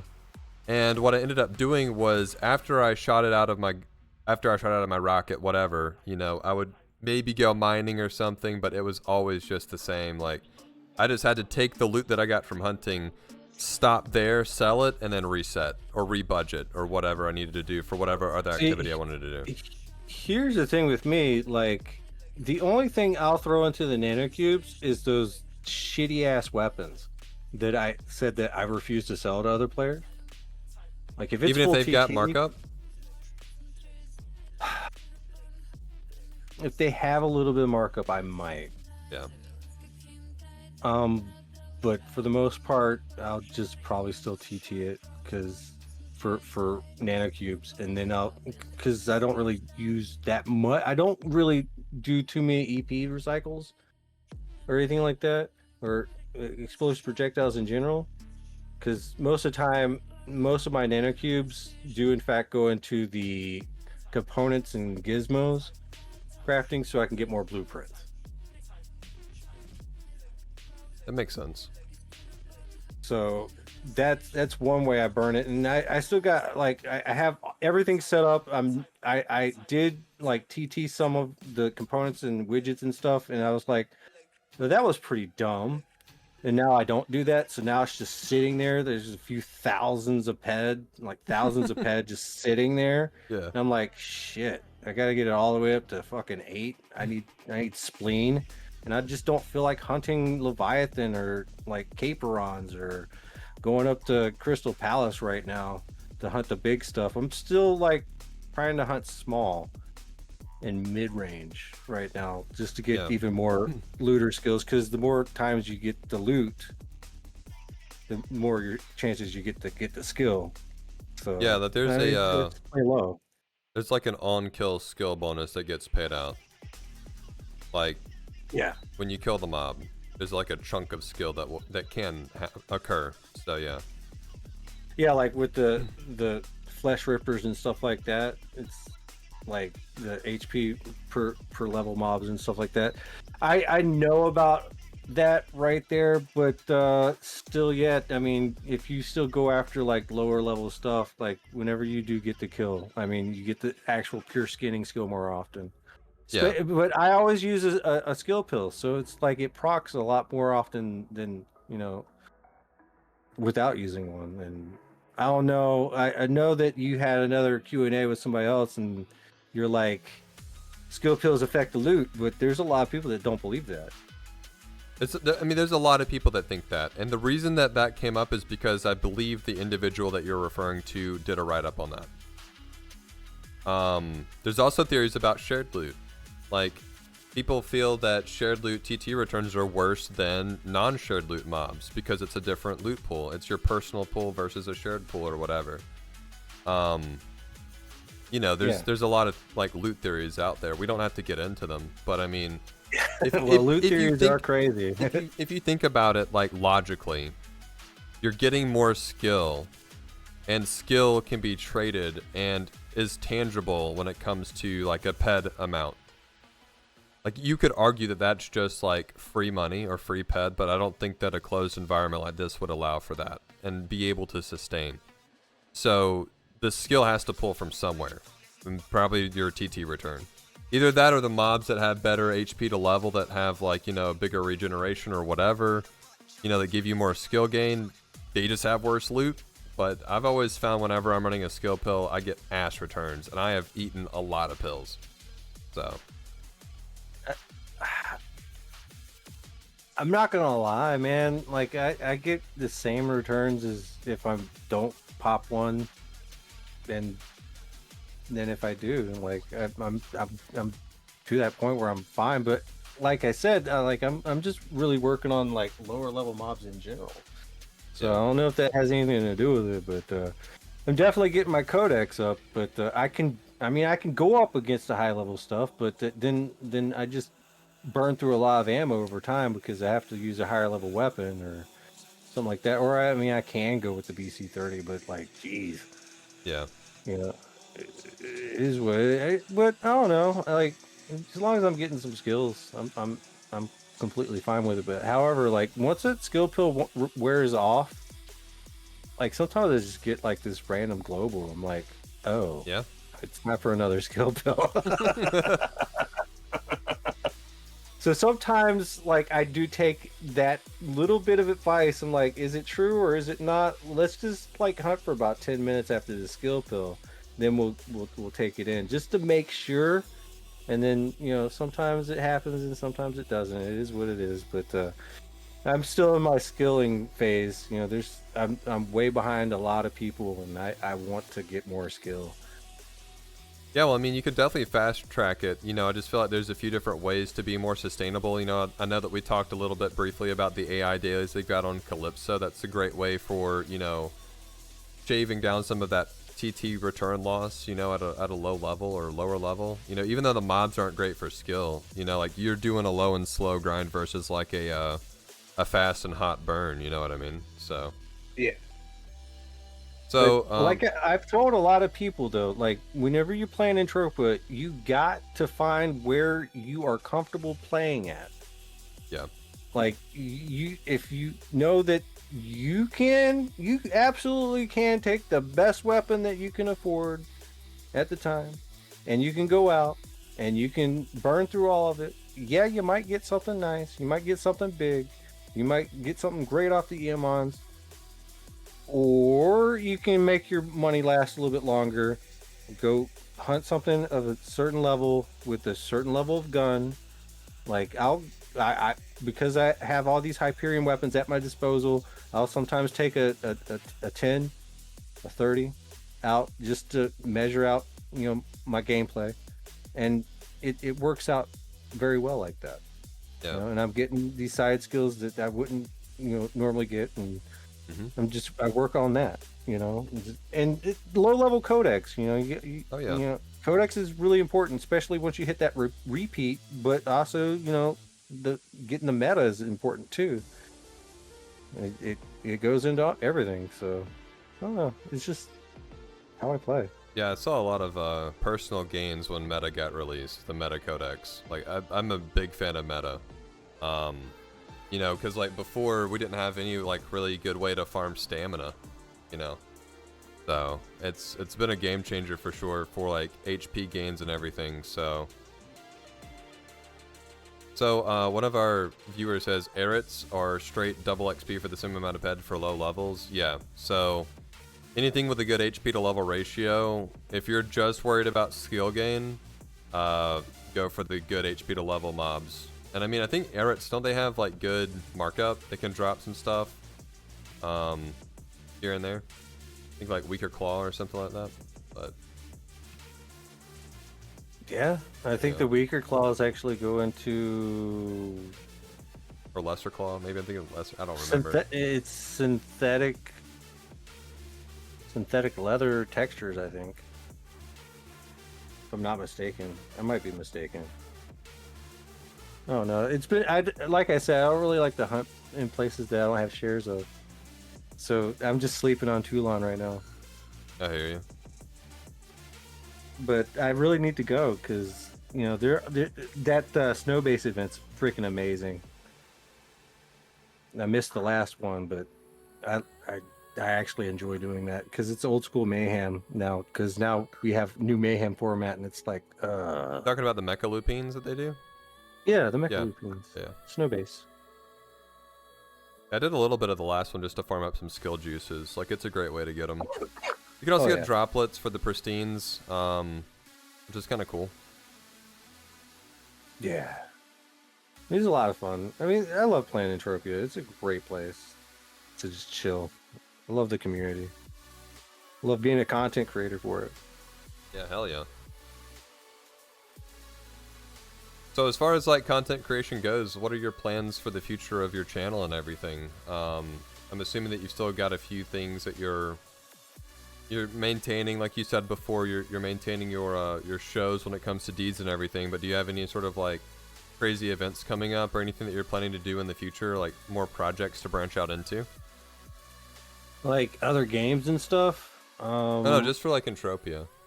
Oh, just for I mean, I do the actual events. I'm naming it the Lorespade Luxury, where I just take some of my crafted clothing and textured clothing and put it up as the prizes and stuff like that, and try to promote the land areas that we have as a society, which is land area 44 with the XSRs, so everyone can play on that. And the mutation station over there in Arcadia, although I am not the biggest fan of Arcadia. What the hell? Someone DJ just got 215 PD of shrapnel. Oh wow! I'm crafting right now. That's funny. But oh man, yeah, just events and like actual events in the game. I'm just trying to get my promoter rating up for funsies, and just trying to get some events out that are actually part of the game. And we've had a few high profile people come to do some of the events and still lose to somebody using an LP10. Oh my gosh, that shit was crazy. Yeah, no, okay, so it was Dune Emperor. He came to one of the events, and he that rocket launcher that he has. He was blowing up XSRs left and right. He was in first place and all that. Holy crap! DJ just got another big old hit, and we gotta post this in your chat really quick. Sure. Right here. Holy shit. Right there. Holy crap. That's huge. 800 or 8,644. Nice, man. Congrats to DJ for that one. Yeah. Holy crap. Sorry. You were saying that he's coming through trying to exterminate him with the exterminator, and yeah, he was blowing them all up first place and everything, and then like in the last like 10 minutes, like somebody with the LP10 crazy goes and gets a 300 PD global on one of the XSRs and took first place and got some really nice Navy officer pants, I believe. Nice. So yeah, that was crazy. But That's it just wild. goes to show, like, highest single loot, man, anyone can win. Yeah. And that's the beautiful part about that. Yeah, I remember I used to do those. I had a Swine Deluxe for a while. Like one of those zero efficiency guns. Yeah. Just to fuck around on that kind of stuff with like the HSL events, you know, and sort of force a multiplier to come like super fast, you know, and that sounded dirty. But anyways, I'd force the multiplier basically. Like I would sit there and dump the entire Swine Deluxe into the mob, and then just mop up with like whatever weapon I was using at the time. So. Yeah, a lot of people don't like that. But some people still do it. Some people still do it. Yeah. I don't care as long as I get paid, honestly. Yeah. That's cool. Do you think that they're gonna do anything with like land area management in the future? Like I know that we had talked before about the Unreal tokens basically being converted into like their shares or whatever later, and that's gonna come from a different pool. Do you think that they're gonna stay with taxes, or do you think they might be reworking land areas in the future? Just speculation. There's a lot of land area owners that I've talked to that wouldn't mind going to a decay based, because when people they look at the land areas, they see a tax and they don't go hunt because it's taxed. Yeah, a lot of land area owners are, hot take in my opinion, a little bit too greedy with their taxes. So, but. Well, I mean, I know Mutation Station and Douglas Marijuana James, they got their taxes set at 3. Yeah. Which, I mean, sounds fair to me, I guess. I mean, they have to make some money back. They really do. But like some that are set at like 5, I'm like, yeah, I'm not going there. Thanks a lot. Now we got what, the gold grinder lands, like the Bebos and Berries, the Aatrox and stuff, like, you know. Miss Puddin', I mean, they actually have a really good setup that I kind of overlooked the tax on that. Yeah. Because you never know. You might actually, like, I've known people that got paid out from it. So, you know. Yeah, I made some money on hers before. Good. Or his. Yeah. I don't know. It's a girl in game, so we'll go with girl. But, yeah. Yeah, I mean, the landowners, they actually have to, you know, get some sort of return off their land, you know. And I get that, you know, some of them, if they have like a pretty good like payment scheme going on, that where your globals like return to you a little bit of something, you know, they're giving back some of what other people are spending there. And you know, I guess that's fair, but some of these other landowners that just set it and forget it and like go fuck off somewhere for like forever, and then they don't even feed their animals, and it's like, yeah, dude, I'm not interested in even like thinking about hunting here. You know, they got shopkeeper pads with nothing in it, and it's like, okay, yeah, this is, it's just kind of dumb in my opinion. Yeah. But yeah, I mean, if they had like a way to do either a choice between tax or decay, man, that would be kind of nice. Would be nice. Like an opt-in, opt-out kind of feature, like which would you prefer or something. And maybe the decay would be like a set rate or something, and you're locked in for like a year or something minimum, you know. But yeah, I mean, I'm not a land area owner, so I mean, I really can't speak too much on it. But I know that, you know, there's a lot of people that don't like the idea of going to a landowner or land area that's taxed. Yeah. And I completely understand, because I'm almost the same way in some respects. But in some respects, I see some of the people that are trying to do something and don't mind helping out, you know, like Land Area 44. Like they're just saving up their income to buy from Mind Dark the damn terminals and teleporters and stuff like that. So yeah, it's crazy. Yeah. They charge a lot.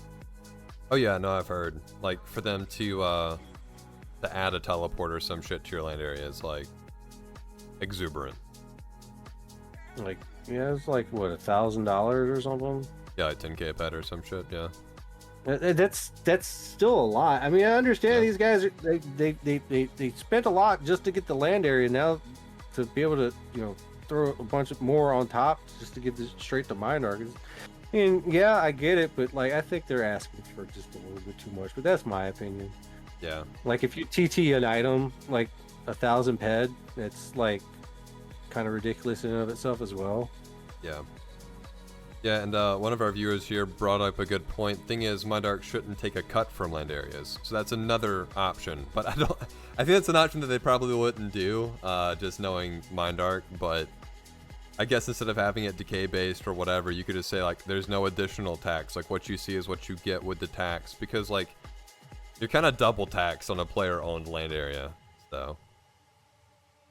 Yeah, because you gotta. I really believe this, but I think that like there are hidden taxes everywhere, like different land areas and stuff like that. Not land areas, but parts of like planets that are taxed. He's just not telling you what it is, and you're like taking those losses, not even knowing. You know, like I was over there on Toulon during this event, and I was kind of losing my ass. So it's like, dude, did you just turn up the taxes? And because can't see it, but like normally I'm over there when there's not an event and everything's hunky-dory, but it could just be that shared loot mob theory. Yeah, maybe so. Or whatever. Yeah, or yeah, just another theory. I've also heard that if you start on one planet and then hunt on another planet, you would get penalized by that planet partner for not being a natural born, you know, and like all kinds of shit. And I can't validate that information. But you know, I've heard all kinds of shit. So, but yeah, there's no telling. There's always those sinking feelings that I actually kind of believe that too. Like you get these sinking feelings, like, man, all right, so over here next island, and it used to be I didn't do very well in Next Island because, you know, it was owned by someone else. Now it's owned by Mind Dark, and it just feels like, you know, I'm doing better than I ever have on Next Island. Is it a placebo? Is it actuality? Like, who the fuck knows? Like, are you just are you on the top of your swing versus the bottom of your like last cycle? Like, I mean, you know, there's a lot of variables to it, you know. So yeah, there is. There absolutely is. But sometimes you just gotta follow your gut, I guess. Follow the perception gains. No, I'm joking. That's a joke. I'm sure we've all heard that one before. That's a mining joke, right? Yeah. Well, also I don't mind a lot, man. It's an old one that I heard back when I was starting out hunting. Like, I would heal people, and the people that I would heal that were hunting were like dead set on perception gains. Like, if they were shooting a mob and got perception gained, they were like, okay, I'm near a global, or I'm near a Hoff, or like whatever direction I was looking in at the time of the gain, I would have to go in that direction. Like, there was all kinds of crazy shit like that, like tinfoil hat shit, like straight conspiracy theory level shit. And I was like, remember before they came out with looter skills, people were being like, yo, if you get like perception and serendipity and stuff like that, like your loot is better. Yeah. And then they came out with looter skills. Yeah. Turns out they were right. Well, perception kind of did go into it, but yeah, I don't know. That's weird. There were so many hot and crazy theories back in the day. Like, everyone was like, when I say hot, I mean like it was popular. But there was just so many of them. It's hard to recollect all of them, but I'm sure there was a theory for everything back in like Loot 1.0. I'm sure some people did have it figured out, you know, but back before we had efficiencies added to guns, back when they had like, I mean, we still don't have DPP calculated for us in the game. You have to do that with like fruit or some shit now, or whatever. So Yeah, I wish that there was a lot more information that they would just be more forthcoming with instead of having people map that shit out themselves. like, why do I'm shit at it. yeah, why do we need players to make loot trackers? Why can't we just have that built in, you know? Exactly. Like, there's a lot of things that they need to just go ahead and like do instead of like having it outsourced to other people to do. Yeah, give It you like should a be in the built-in game. like progress report. You can export it. You can compare your performance to like your last hunt. All that shit in game, similar to like the market values and stuff. Like, I mean, like the same kind of graph would be awesome. And Like- that's kind of why I am really looking forward to Unreal, because you know, they might be able to do something like that. Yeah, for sure. Maybe, you know. And you know, if they get more transparent with some things, it's going to be a lot better for players coming in, new players, you know, because then they get to see exactly what's a little bit going on behind the scenes, I guess. But Yeah. I think it's a lot of us, you know, we've been playing a while. We kind of got all these theories and stuff like that. We try to push it on to some of the newer players. And sometimes it's wrong. Sometimes it's right for the wrong reason. You know, it's like anything goes, but like the sheer simple fact, you got to get your skills. You got to pay your gatekeeper to play a little bit. And sometimes everyone's at a different track. You know, some people skill up slower than others, and some people just throw money at the game like crazy. Yeah, I will say that there has been like one theory that I have always turned away, and that was like your avatar or like there was the theory was that your avatar would be inclined or blessed for a certain profession over another one, and I'm like, nah, that's bogus, man. Everyone has the same odds no matter what gender your character was or what planet you were born on. There's no like RNG when you spawn in. Like, it's all gear and skill. Whenever I made my character, it asked me what was I most interested in, and it had 4 options. It had hunting, mining, crafting, trading. I picked trading, and I've never had an all-time high. All right, so I have unwillingly entered into uncovered a conspiracy theory here.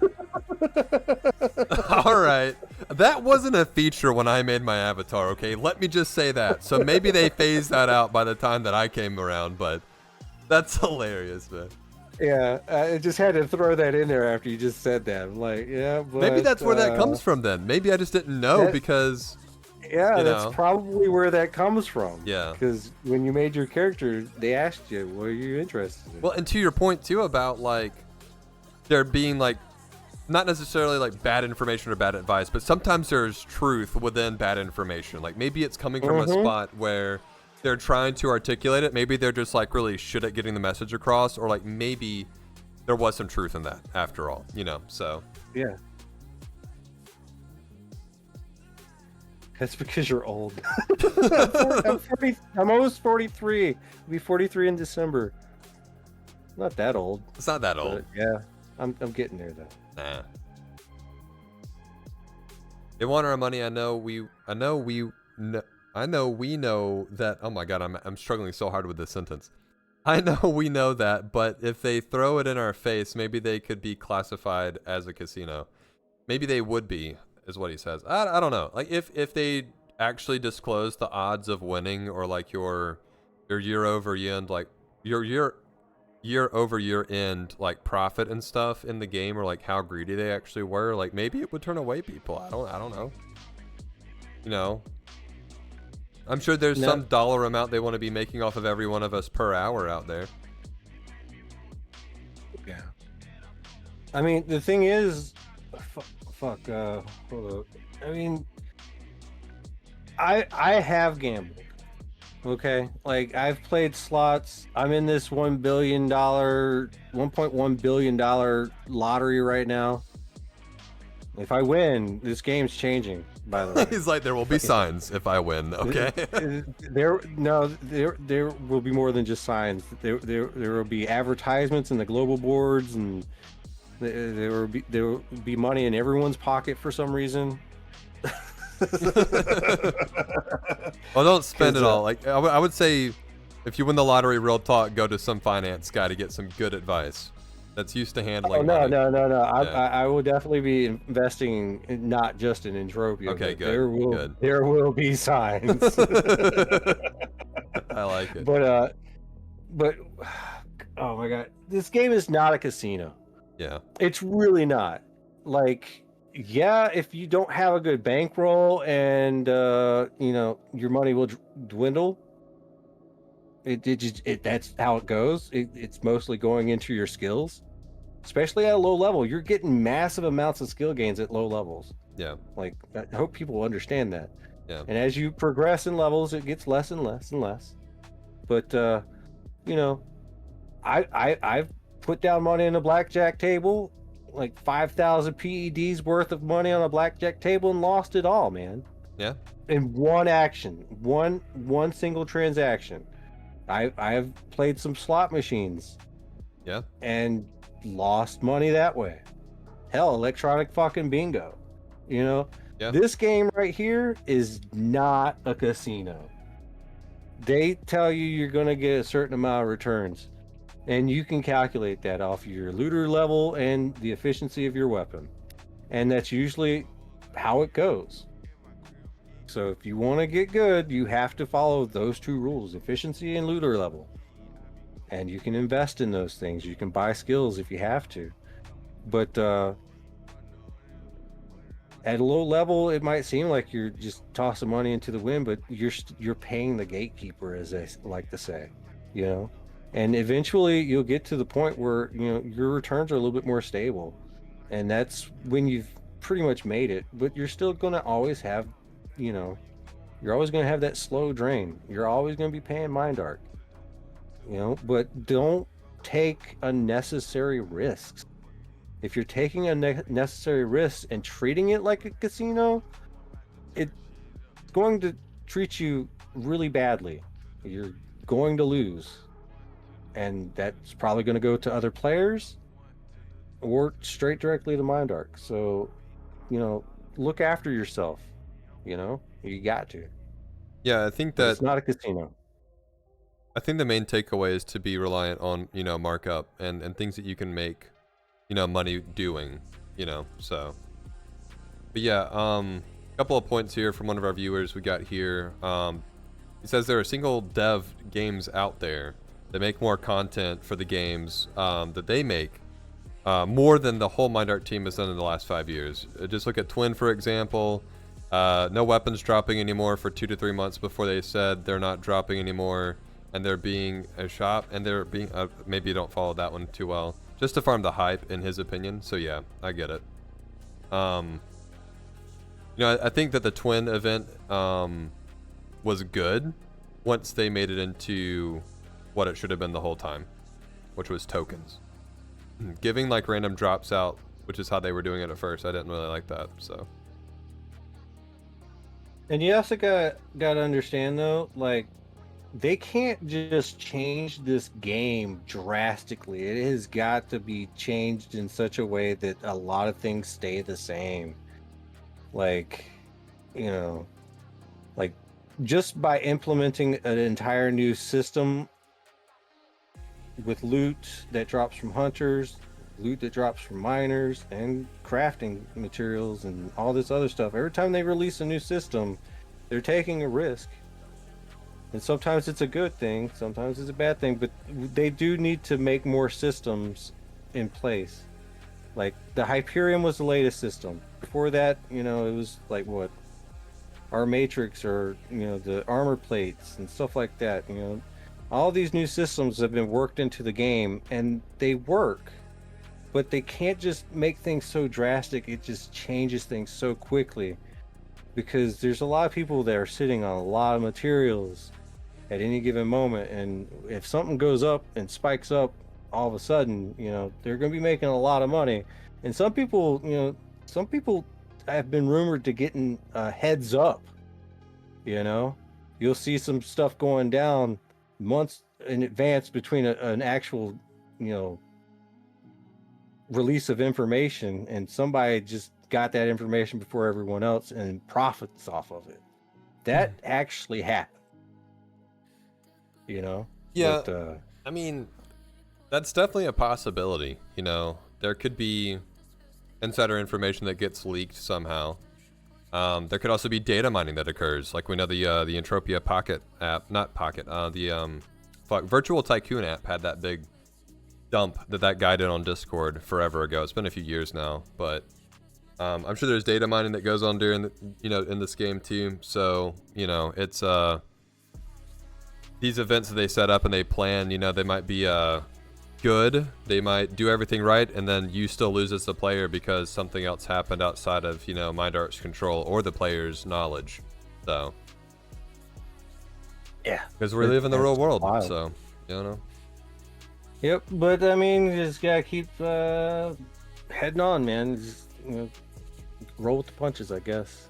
Yeah. If you see some weird shit going down, though, you gotta sit there and ask questions. You gotta be like, "What? Why in the world is diluted sweat going up to 130%?" Asking the real questions. Why have output amplifiers not come back up? Like there's all kinds of questions. Yeah. Oh man, I really hope that they do go back up. That's on one of my list of invested items because it's so low. Yeah. So I don't know. It'd be nice to get a little bit of a profit off that, but nothing's guaranteed, I guess. So what else you got for me? We could talk more about your hunting setup. So what do you currently use for rings? Oh, dude. All right, so I'm gonna be real with you, man. Can we just do like a roast Lorespade on his hunting setup? Feel free, but listen, I don't have at any given time a lot of money. That's okay? fine. Yeah. I even though I got a lot of shit in my storage, I keep that for crafting. Yeah. But I got a Christmas ring 2021. Okay. For the reload speed, and that's great. And it actually got critical damage 15% and critical chance by 1.5. Okay. And before that, I was using my Athenic ring augmented, for the dodge and evade and jamming and stuff like that. But I was like, once I saw the Easter ring 2024 with the auto loot and that extra 2% crit, I'm like, awesome. I'm tired of feeding my pet. So I'm overclocked on my reload speed by 8%. Okay. Because the Easter ring 2024 is reload 8, critical strike 2, and 55 meter auto loot. Okay. That's not too bad. If I had more money, I could be able to fit it a little bit something better, but it's just not on my list of priorities right now. What's the markup on the Christmas 21 right now, if you don't mind me asking? Oh, it's probably low at this point. Markup on, last time it sold, the yearly average is 2,236, so probably lost a little bit on that, but I'm not too concerned. It's a good ring to have. I mean, it's not bad at all. I mean, like, talking about a budget setup, I've got a budget setup for my rings right now, too. So, I'm just curious as to what you were going for. So it sounds like you're prioritizing, reload, a little bit of focus blow. I call it focus blow, sorry. Crit chance, a little bit of critical damage, and auto loot is essentially what you're after. So. Yeah, well, I mean, because every single time you do an activity, every time you shoot the gun, boom, boom, that's a potential extra skill point that you'll get if you're running some high skill pills, Yeah. So, and it downs that shit a lot faster, and you get BC 30, you're already pumping out a lot of DPS. So having the extra 15%. Then if you want to go even further, drop that a little bit of a reload pill on, and then you're really doing a lot of DPS. Yeah. So. And something that a lot of people sleep on is the fact that you can take a hyperstem 5 milligram, I believe, and then take a candy cane and effectively have a hyperstem 15 milligram. If you've got a bunch of candy canes to consume. So. Yeah, but every 10 minutes is so annoying. It is. But yeah, no, I'm glad to hear that you're prioritizing good things with your rings, because when I was starting out, I did like the Christmas 2016 ring, and the Athenic ring perfected. It was like for skill gain and dodge evade and whatever. I had nothing for reload. I had nothing for focus blow or crit chance, nothing for crit damage. And that's the 3 things that you need to focus on. I would say like crit chance first or focus blow, then reload, and then critical damage on top as you can.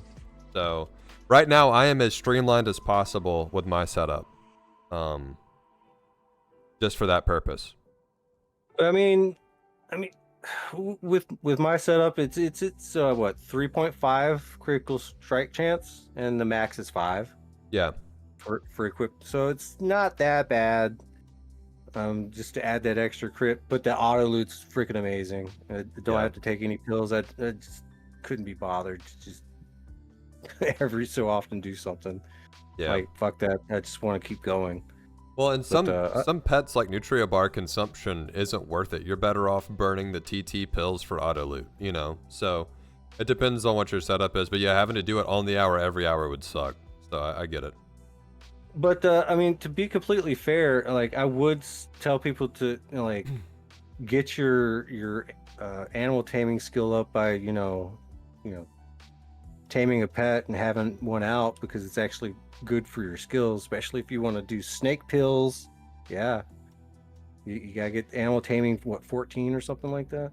Yeah. So don't be afraid to go out and tame a pet. But yeah, I mean, it is kind of a pain in the ass having to feed those fucking things. Yeah. But it's still skilling, I guess. But other than that, I mean, I usually just keep my boar armor on. That thing is plate dependent, you know. If you have to go hunting a certain thing, you can just slap the right plates on. You're good to go. Yeah. Because it's good for robots, good for regular mobs, impact mobs, and if you have to go with something that's not impact or burn and penetration, you know, some specialty, and it does well for it, so it holds up really strong. So I think it's a really good set. I might have overpaid for it, but that's okay. I have it now and I'm happy with it. So I was reading chat. What set did you say that was? Sorry. Adjusted board. Got it. Okay, yeah. It's a really good budget set. I'm a fan of it. I went for the Imperium. I used to have Supremacy a long time ago. Before we had any sort of armors that did anything.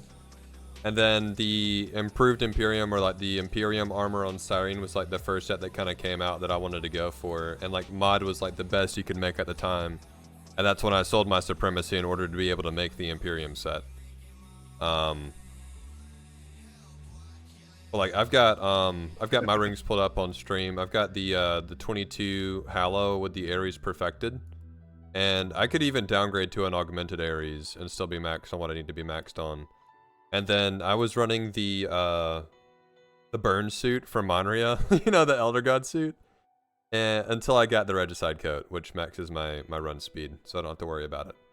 So I get 5% from that critical. And then I get from this set, you know, some more critical damage from this set too. So. Why the perfected over like the Christmas ring?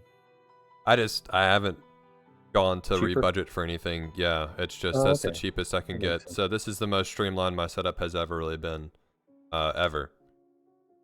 Just have bare bones that minimum. left-hand ring though, that's right up my alley. It doesn't have any debuffs on it. Nope. Which one? This one, the 22?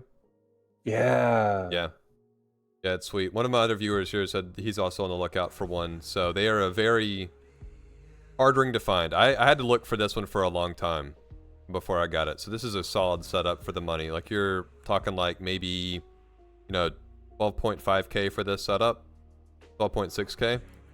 So pretty good for what it is. And then you could always swap out the Regicide coat with like the Elder God suit for the move speed or the touch I have Cerulean. that too. Yeah, I definitely have that. I recently took away the spines for the shark fin. I found it just the other day on Next Island. nice. 30 extra carry weight. So it went from 20 to 30. Oh hell yeah. I mean, it's an improvement rather than having these spines just jumping out at everybody. I'm glad they're giving us backpacks that actually do shit like that now. Like, it was a long time before backpacks actually did anything, you know, so. Yeah, You know this Halo? It used to have a run speed buff. Now it doesn't. yeah, I don't know why, but I don't know if I can say it.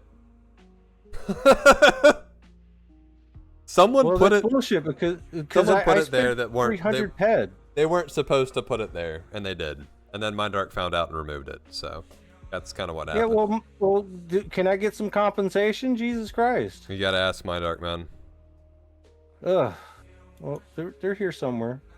Shoot. You had Crazy. shops that weren't supposed to be shops that got turned back into apartments and shit. Like, I mean, they went in and overhauled Next Island into what it was meant to be, because apparently a lot of shit got pushed to production without approval. So that's what I heard. Well, yeah, that makes sense. Yeah. I mean, I figured that's what it was, but shit, dude. Like, damn. Yeah, it's rough, man. I mean, and like, again, it was outside of your knowledge, outside of your control, so it's like, you're the one that dropped the money on it, so it's like, fuck, man. Well, I mean, $30. Yeah, but still, you know. Yeah, it is the principle behind it, but I mean, At least you didn't buy a shop and it get turned into an apartment, like, you know, a week later, like some people, so. oof. Not me, I'm just saying, like, there's got to be somebody out there. People. Well, I mean, most apartments are shops if you can have a shopkeeper pad. Yeah. You know, like, let's just be real. I didn't realize that shopkeepers decayed for the longest time. I learned that. Oh, yeah, they do. I went up to, I think it was one on Rocktropia. I tried to, like, operate it to, like, see what was in there. Because, like, in my spare time, maybe I'll go, like, window shopping in a mall. I'll go look around some, like, random shopkeepers. Because a lot of people don't update their markup. And sometimes you can find deals. And I tried to operate it and it was like, this item's value is too low to be used or something. Like, you were trying to equip something. And I'm like, is this some sort of bug? And then I scanned the shopkeeper pad or looked at the shopkeeper pad information with, like, if you, like, right click the base or whatever. And it was like, yeah, it was like zeroed out on the TT. I'm like, damn, this guy hasn't even been online to repair his fucking shopkeeper. This is crazy. So.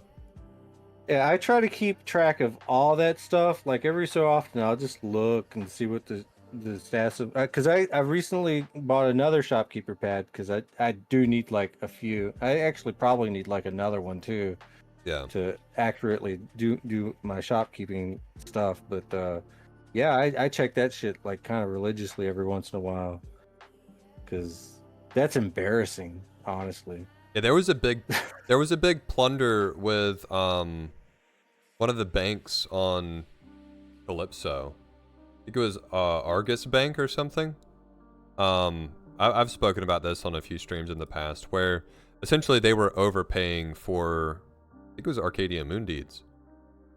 They were paying more than the market value, like by I think like 5 ped, maybe 5 or 6, 7 ped a deed or something like that. And this guy was just buying them up off the street, man, for, you know, right at markup or a little bit over markup, and then would literally just walk up to the bank and sell the deeds for a profit to the bank. Yeah, I mean, people got to check their shit every so often. It's a lot of work, but especially on those deeds, man. Yeah. I'm glad that we're moving into the whole shares, like, situation. It kind of sucks because you can't do, like, item trades with it. You have to liquidate your shares and then purchase the item. But I do kind of like the fact that it's all contained in that, like, UI. Yeah, I mean, you can definitely play that market too, but it's risky. I wouldn't do it. Yeah, I mean, plus you take a little bit of a fee every time you do a transaction, and I mean, it's similar to like a you know, transaction fee on listing for the auction or something, but you know, I hope to see more of that built-in UI type stuff, because I talked a little bit about how cool it would be to have like a rental system in the game. Like, you put your item in a protected trade window and I put my items in, and we are now locked into a contract. As soon as the time expires, they automatically get returned to each other, and they are protected for the duration that they are in our inventories. Like, I cannot trade it, I cannot TT it, sell it, whatever. It is locked in your account inventory, and then when the time expires, they just whoop, go back. Yeah, so, this game definitely needs something like that. Because, that would be crazy. You know, people steal. Yeah, and people die. I mean, it's fucked up, but like, I can't control if the guy that I just rented to dies or not, and it's fucked up to think about. But Yeah, it's like if sure that happens, like how do I get my item back? Like the account is that person's. Like there might not be another person that can log in on their behalf, and yeah, it's something to think about. Absolutely. Yeah, that is something that is definitely needed. Absolutely.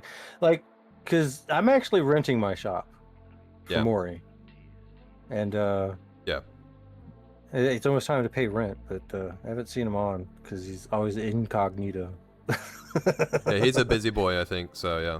Oh yeah. I've watched some of his streams. Like he's a good man. He's a good man. He does a lot of good stuff in real life. So do you, so I've heard. Allegedly. Whew. Yeah. Yeah. On paper. But no. On paper, yeah. Decante says, sucks we can't use them for collateral anymore. Talking about deeds. Yeah, I know, man. I mean, there were benefits, pros and cons to each. I don't know. So. Yeah. But yeah. I do love the shares a lot. That's why I have a share show every week. Yeah. Tomorrow, guys. Tomorrow. Glad you do that. I might tune in to see it. Yeah. Hopefully I'm like awake this time. Last time I was like, all right, guys. Falling asleep at his computer like, oh, my guys, you know. Yeah. It's so late. I just want to get this done, so I have to do it when I wake up because there's shit to do. But yeah. Yeah, Devious Domain here with a really good point. Speaking to the point about a player passing away, if you put it into your actual will IRL, that someone can clear you account or take over, Mindark will, from what I understand, honor this in a will. Yes, they will. It has to be part of your estate in your IRL will, and they will honor that. Yeah. I always get like a verbal in-game contract too. If you guys want to see it, I can pull it up. It's like a standard like canned, you know, verbal contract. Also make sure the person that you're renting to has MFA enabled. Like, I mean, I'm saying this for a reason because like people in my friend circle have had shit happen. So get a contract, get MFA, get collateral. If someone's like, oh, I thought we were cool, I thought we were friends, why do you need collateral? Just be like, hey man, if you don't have collateral, I can't do it for just personal business reasons. Like it's, if you're really a true friend to me and really want it, you'll come up with the collateral, or I'll just miss your business. I'm sorry. Yeah, yeah. People gotta respect people's boundaries, man. That's a big boundary. Yeah, I'm pulling the friend card for no collat. Friends are friends, but you know, you gotta respect. Yeah. So. You know, like, I mean, I appreciate it whenever, like, I can, like, actually hold on to something without having to provide collateral, but, like, I'm a very public person, so, like, everybody has eyes on me. So if I do something fucked up, you know, like, there's my reputation gone. Yeah. So it's like, I don't do that, you know? But, you know, people know that, and they, you know, they'll give me, like, really expensive items to play around with sometimes, and I appreciate the shit out of it, but I make sure if I'm borrowing something, everyone fucking knows. Like, I borrowed this from this person, or, you know, if they let me do some sort of payment plan, like, I still owe this person this much money. I let everybody know, because it's like not just a contract between me and that person. Yeah. It's like, this is the kind of person that I am. I'm not going to fuck anybody over to... like, you know, like that's not me, so make sure you hold me to it, guys, you know. But you know, some people don't have that, you know, and you gotta really watch out and stuff like that. So always ask for collateral and stuff like that. And I wouldn't feel bad if somebody asked me for collateral too. It is what it is. Like I do texturing, so like sometimes I get a CDF vehicle that wants to be textured, and I mean, I have some spares, and sometimes I'd be like, all right, here, hold on to mine, and then I'm going to texture yours, and then we'll trade back. Because it's equal value, 100%, you know? It's like, you got to do that. Even for, like, Equus warps, you know, whenever I get handed those, like, Lux boxes or whatever for anti-grav purposes, I'm just like, hey, do you need collat for this? And, like, I'd say a lot of them don't really they don't care. They know you're not going anywhere. Like, they ask for it back when you pay them for the warp when you get to your location. Like if someone knows you long enough and like it's for like a short time span for the like the duration of a warp, like that might be okay. But at least offer it. It goes a long way. And this might be for like some of the newer players that are listening. It goes a long way to offer that. It'll gain you respect and make sure that you're able to, you know, like Lorespade said, put yourself out there and make sure that you're accountable to your audience. So Yeah. And you know, people talk. They talk a lot of shit in this game. And yeah. if you do something wrong, yeah, people are gonna talk even more shit. Yeah. So And they'll remind you about eh, it all the time. They'll never fucking forget. uh-huh, that's right. So So reputation's everything, and if you have a bad reputation, especially in business dealings, yeah, you're done. Like I mean, no one's gonna deal with you. there are people that I know that do like, I wouldn't say shady activities, but like I have friends that are space pirates, you know, that I trust with business, but I know that they are space pirates, you know, so like not everyone who does things that are less desirable in the game are bad people for business. But if you ever have like a scam label put on your head, like you scammed someone out of an item, like good fucking luck, bud. Like might as well just delete your avatar and start a new one. So. Yep. Or get ready to apologize and maybe outlive it. That's your other alternative. So. Yep. Vandal got you killed? What are you talking about, Paint? Don't come in here spreading lies, bro. Yeah. I don't know, man. Like a lot of my disciples, they complain that I've left them on planets and shit. Really? Yeah. Damn. And they make sure I know. Like, you left me on next island. What are you doing? But then they graduate and like they get really nice armor. And sometimes I pick them up, you know. Sometimes I don't. I don't know. But Yeah. that's not scamming someone, you know. It's just I've seen people be after other people for a vendetta over as low as 5 ped, brother. Like whether that's like a shared loot hunt or whether that's like you didn't pay your share for a warp or something. Like I've seen literally that amount of pettiness, and someone has reached out, kick this man out of your sock, they scammed me for 5 ped. I have seen that kind of shit go on in this game. So like, even if it's to you not a lot of ped, you got to keep in mind we're coming from a very diverse player base. People play from all over the world. People have different financial situations. Like, try to always be upstanding in what you're doing with trades. Yeah, it's true. It's very true. But I mean, sometimes if it's really small, man, just forgive somebody. I don't know. Yeah. But, I don't know. My big thing is that they come back and pay you back. Like, I mean, like, oh, my bad. You know, here you go. Here's your ped back. You know, what can I do? So that kind of thing goes a long way. You know, like, sorry, own it, pay him back, move on. You know, so. Because Yeah, I mean, a avoid lot the of times drama. it's not worth the ped. A lot of times, you know, like. So. Yeah. It's not worth the drama, shit.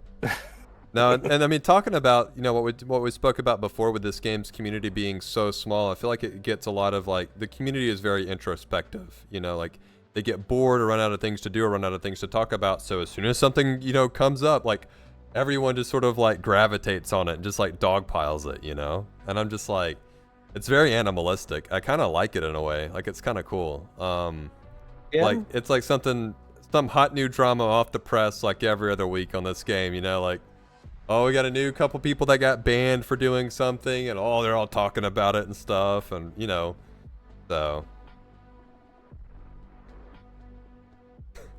I don't know if I'm gonna read that one out loud. Good old Dixon cider. Yeah, Delicious. that's funny. Dixie-normous, you know. Yeah, I'm gonna take a quick break, man. I gotta go bring a leak, but I'll be right back if you don't mind. Looks like he's back. I am back. Welcome back. Thank you. I got pizza. I'm excited. Heck yeah. Well, if we need to pause for a bit, we can. I'll just edit I'm it good out to of the go, recording. man. I'm here. I'm just gonna eat a little bit though. No, you're good. Oh, you're good. What were we going to talk about? I don't know. What do you want to talk about? I feel like I've been asking all the questions here. Do you have any questions for me that you want to ask? It's tough, man. I feel like the more of these that I do, the more that it's like people know about me. So it's not always like a fair thing to ask the guest to ask me a question. So if you don't have any, that's no big deal. Well, I mean, you are pretty uber. What did it take you to get there? Oh, Did you do any chipping in or anything like that? I've done a lot of grind. I've done some chipping over the years. I would chip in when I unlocked a skill. So as soon as I got like a skill unlocked, like commando, I did like a chip of commando.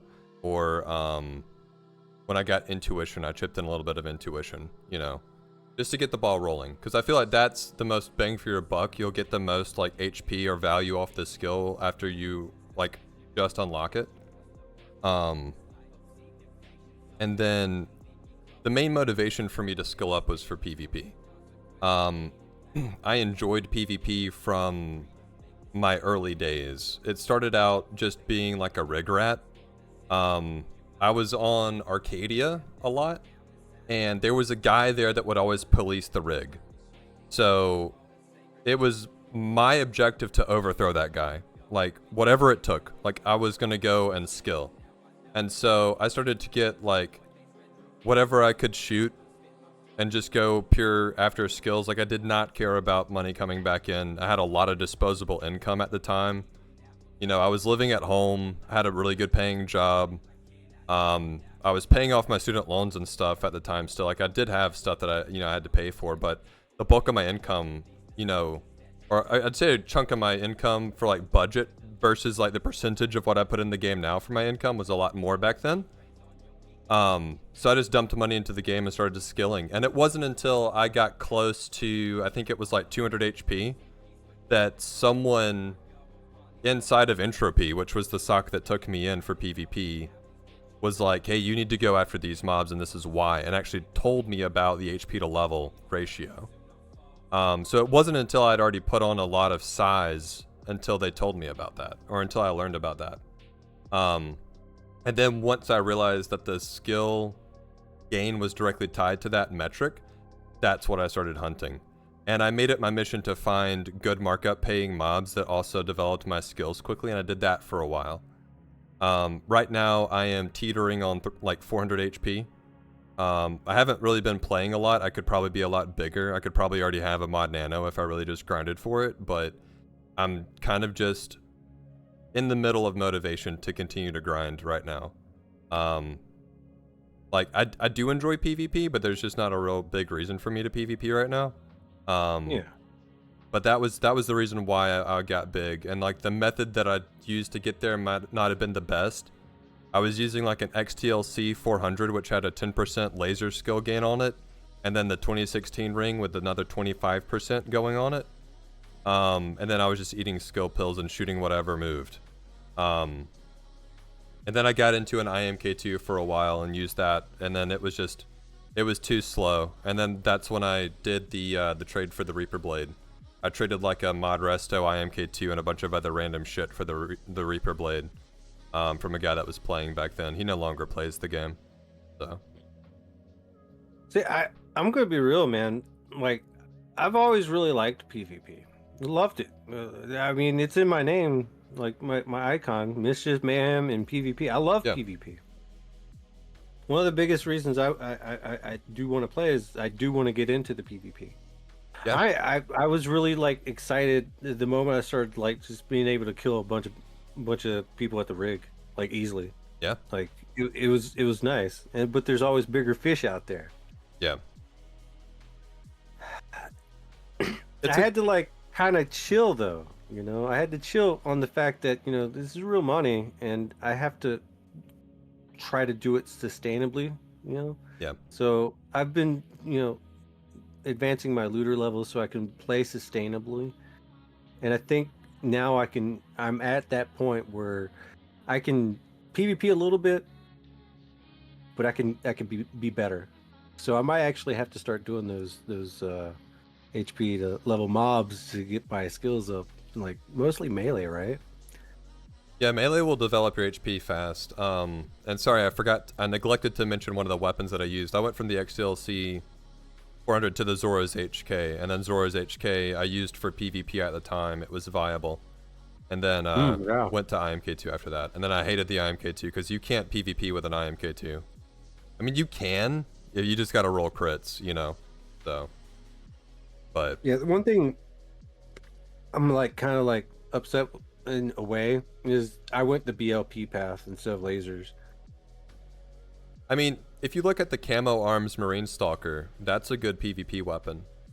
And I mean, even lower level, you've got that Arc Prototype 500, that's a level 25 weapon. And I mean, you can gank people in PvP if they're like low-level miners or something with no armor on or something. I mean, it doesn't really happen that much anymore. But yeah. Yeah, I've gone into lootable PvP and there's no one there. Ever. Yeah, it's pretty dead. I'm not gonna lie. Because of space mining, I think, recently. So, and I mean, even if you find somebody in lootable PvP, they're probably on the border and they're just gonna walk out of the zone, spawn their vehicle, put their shit in their vehicle, and then by the time you kill them, you know, it's gone. I've definitely done that. No shade, no shade. You can also refine crude oil into oil and then just refuel your vehicle. You don't even have to leave the zone to do that. So, all kinds of tricks. True. So, but I really want to PvP now. I think I'm at that stage, but I want to bring people with me, you know? yeah, make it a group I don't activity. just want to do it. Yeah, it is a group activity in a way. Well, what you can Vehicles do, kind of make it nice, so we're gonna do that. yeah, what you can do is if you've got a group of guys that want to, you know, start taking it seriously and practice, you can rent out a fort on Calypso and set the decay to like 10%, and then make it to where the winning team or like the top 3 players or whatever get like some prizes like from that decay, that cumulative decay. And it's not that bad. You can make it to where you can't use armor, like there's no armor protections. You can wear armor, it's just not going to protect you at all. I did that the other week. Yeah, so you can do stuff like that. Yeah, it was fun. Not a lot of people showed up. More people showed up to the AO one. Yeah, I know The AO's week been doing prior them. to that. Yeah. And that it was that right there. It was like, dude, this is so much fun. Yeah. And then I'm like, I went into that town hall and got pissed off at hardcore members, and I was like, okay, well, I guess whatever motivates you, man. I guess we're gonna come and take it. But yeah, no, I like it because when we started doing the fort events, you know, it was like the first time that we had fought our members. So like, let's say that you and I are friends and we never fight each other. You know, I can never tell you how to improve, and the enemy sure as fuck won't, because they don't want you to get better. And I'll be like, okay, so move differently, or set up your camera to be like this, or use this trick, or whatever. And then we can now fight each other and have like 1v1, friendly 1v1s, or like a fort event, like a team versus team. And now I can give you strategic feedback on how to improve your PvP. So it makes sense from an improvement perspective to do friendly fights like that in that situation. Like, it's fun, it gets people engaged, and it also is a teaching moment for other people that aren't as good at PvP. Yeah, training's always nice. Yeah. But you, like, a lot of people, they're just not interested. It's hard to get people interested in something that they don't want to do. True. But if like sometimes though, all they gotta do is just try it once, and they fall in love with that shit. Yeah. It was like I would have rather deposited $20 back when I was a new player and shot it all away at the oil rig, just killing people, than I would have rather had put that $20 in and then grinded a mob for like 5, 6, 7 hours or whatever, you know? It's a lot of fun, honestly. It is. But a lot of people don't seem to understand. And this is kind of going to be a little bit hypocritical, but, you know, like, whenever people come to PvP, they're not afraid to spend the money. You know? Yeah, for sure. Because it's just fun, you know, they don't care. So whenever we're going over to the land grab to make them spend, they're probably going to have a lot of fun with it. And at the same time, you know, they're a little bit up. I mean, if you making them cost more than they thought that they were going to spend, it does kind of become like, what's going on here? Because like it does add up, and you'll have a lot of fun, and then you'll realize after the fact, oh man, I spent a little bit too much. But it's just how we're playing it right now, I guess. But anything goes, though. You never know. Yeah. You know, like crits happen, man. Yeah. A well-timed crit could take out anybody in PvP, you know. Absolutely. But yeah, the noob tubes are crazy. The what the fuck are those things called? The low-level rocket launchers from the fucking combat token trader. I'm drawing a blank here. I don't know why.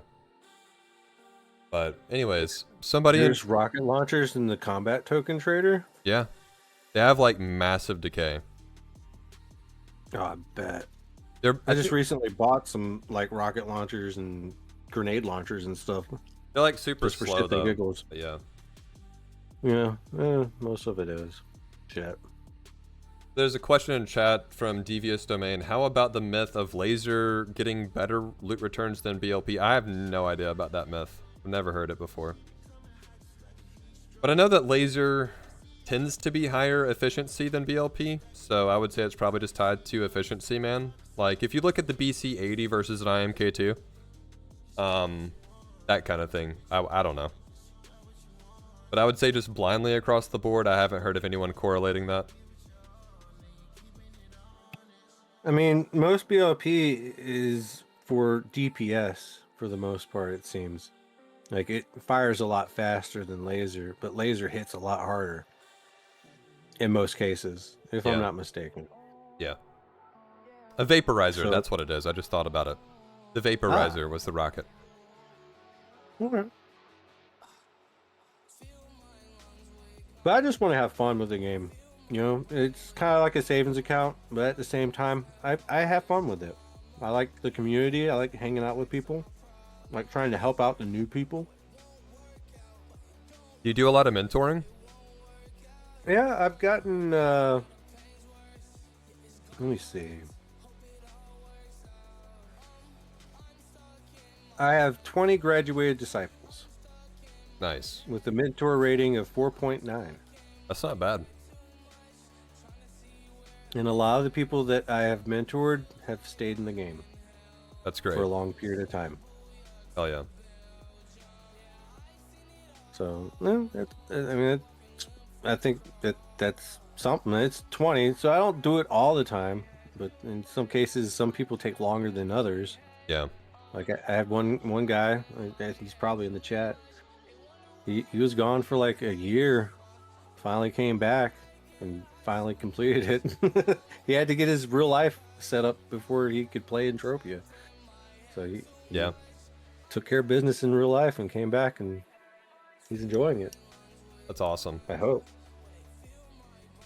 It's always good when you see that person like stay around or, you know, actually become, you know, self-manageable or do something in their career or something, you know, in Entropia. So, versus like getting hit up by like some random that stays with it. Maybe they graduate and then they drop the game. I mean, obviously like real life stuff happens, but just like, it's really gratifying when you're able to like keep someone in the game and you're like, yeah, I did that, or I helped contribute to that. So, but yeah, I mean, some of my guys have literally said that if I didn't find you, I probably wouldn't be playing right now. Yeah, and that's pretty good in a way. Yeah. I mean, as long as you're like responsible with their, you know, deposits and stuff like that, you know, I feel good. If they're like out there like treating it like a slot machine, I'm like, he's not mine. Yeah. I don't know that guy. That one's not mine. But yeah. I kind of feel the same way with my mentor, you know, because I had one before that was like super shit, Like, he told me to go grab a karma killer and go kill, like, Kimbibo and shit. That was his advice. Like, start skilling. And it was like a non-sib weapon, just, like, really horrible advice. And, yeah, anyways, I ended up leaving the game for a while and then picking it back up, I think about 3 or 4 months after I originally made my account. And then that's when he had dropped me during that time off because I was inactive or whatever. And I was like, okay, I'll just go find someone else. And that's when I found Imp Ain't Easy, and that's who mentored me. And I was with him with Dirty Dingoes for a long time. And I love Imp to death. I still get along with him great. He's a good friend of mine. He went off to do space piracy for a while with Nebula Virus Elite and stuff. Did his own thing there for a while, and then came back, got into PvP a little bit more with me. So it's been a good time with Impin. But he definitely was a big reason why I stayed in the game. I learned a lot with him too, like alongside him, you know. Oh yeah. And then he took a break. He went to play EVE Online for a while, ended up coming back to the game, and so much had changed, and we just spent time catching up. So I kind of helped to return the favor, you know, of sort of mentoring him after he came back. So a little bit. Wow. How to grow his account and stuff. So yeah, super cool. Yeah, I need to try to like find some good stuff to hunt, I guess, coming up here in the future. But I'm actually happy where I'm at right now. I just need to keep up with my grind, I guess. Yeah. Really wanting to get my coloring skill up from Next Island and Toulon a little bit. Yeah, for sure. But other than that, I just want to treat this as a game where I think my money will be safe for the most part. And that's why I don't mind filling up my storage. Yeah. You know, I'll just buy more ammo and stuff like that. But so you're not worried about the game's direction, or I guess you're not worried about the game going tits up anytime soon, is what I'm trying to ask. No, I do think we need more players though to keep that from happening. But the game is getting closer and closer to being completed. It feels like I don't think it was ever really. It's never really been completed until now. It feels more complete, and I think that the best is yet to come. Yeah, like we're not even at the apex yet. Like, that's fair. We're getting there. Yeah, and I feel like there's been a lot of steps in the right direction that give me hope. You know, I know we've already talked about several of them, but you know, we're hopefully on the cusp of Unreal. The starter packs look great. There's been a lot more engagement. You know, we've got a new community liaison and stuff that's doing a better job, I think, of like communicating our concerns to MindArc, and you know, the people at MindArc have been doing a pretty good job, you know, compared to like historic MindArc, in my opinion. Because when I started playing, you never heard anything from MindArc. It was like a black box. Like, you sent off a support case and there was never like any sort of transparency. There was no like official statements really on anything. And so this MindArc versus old MindArc, I'm in love with it in comparison. But I still think they have a lot of work to do. You know, I'm not letting them off the hook just yet. So another really big reason I really like this game though is rookie chat. Really? I've heard a lot of mixed opinions about rookie chat, man. Like, here's the thing though, man. Like I love freedom of speech, man. I like to see all these retards with their really bad opinions. And sometimes it's like, you know, I'll ignore them, right? yeah. I see you laughing your ass off. No, I'm not. But the thing is, like, who all has actually been banned for their speech in this game? Not many people. Not many people at all. You have to like threaten someone. Like, yeah, I will do this and this to you, like IRL kind of stuff or whatever. Like, you have to cross a line, and once that line gets crossed, yeah, they'll lock you for a while or something. But oh, I forgot this song was muted in this playlist. Give me.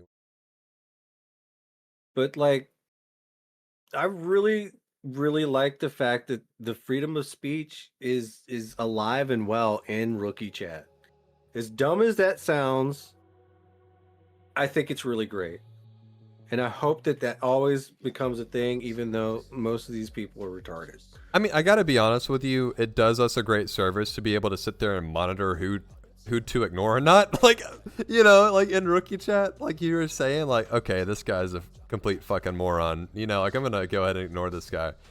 But like, I don't know, man. It's just, I think there needs to be a better job about it in regards to like the new player experience, just because you said there's so much bad information going on in rookie chat. And like rookie chat can continue to exist. I think it needs to transform into like global chat and then actually have exactly.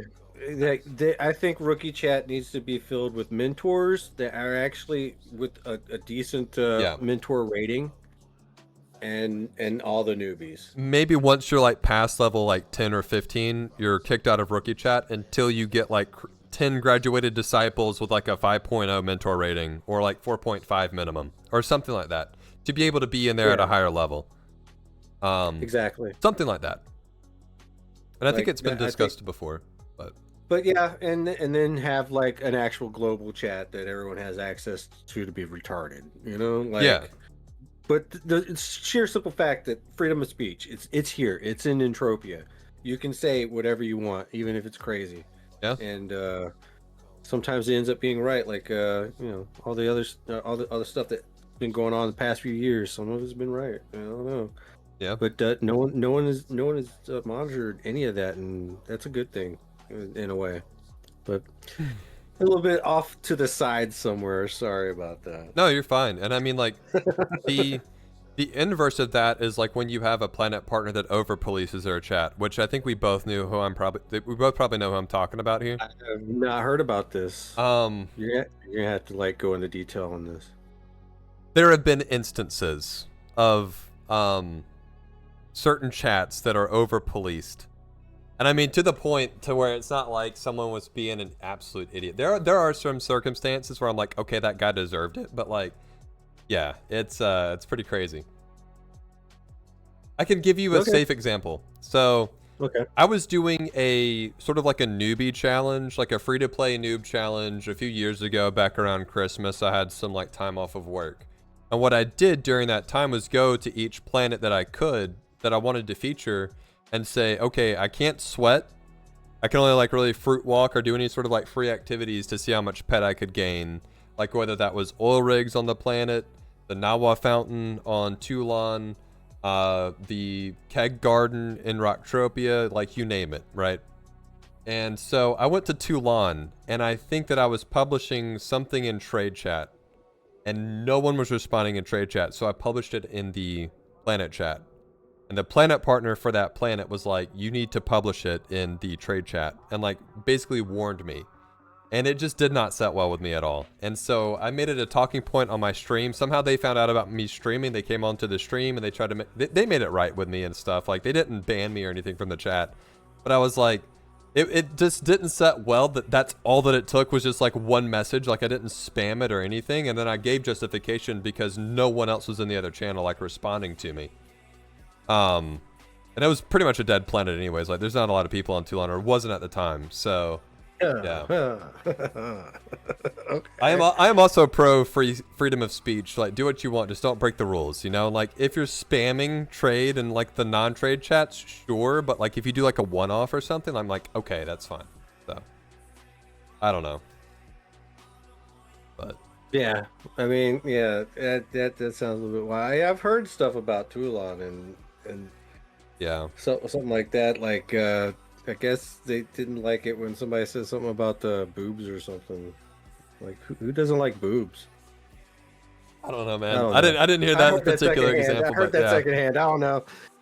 It was probably something along those lines. I don't know. Yeah, I don't know. But yeah, just stuff like that. You know, it's like, unless it's like TOS, or they're being obnoxious or spamming, like, who gives a fuck, you know? So. Yeah.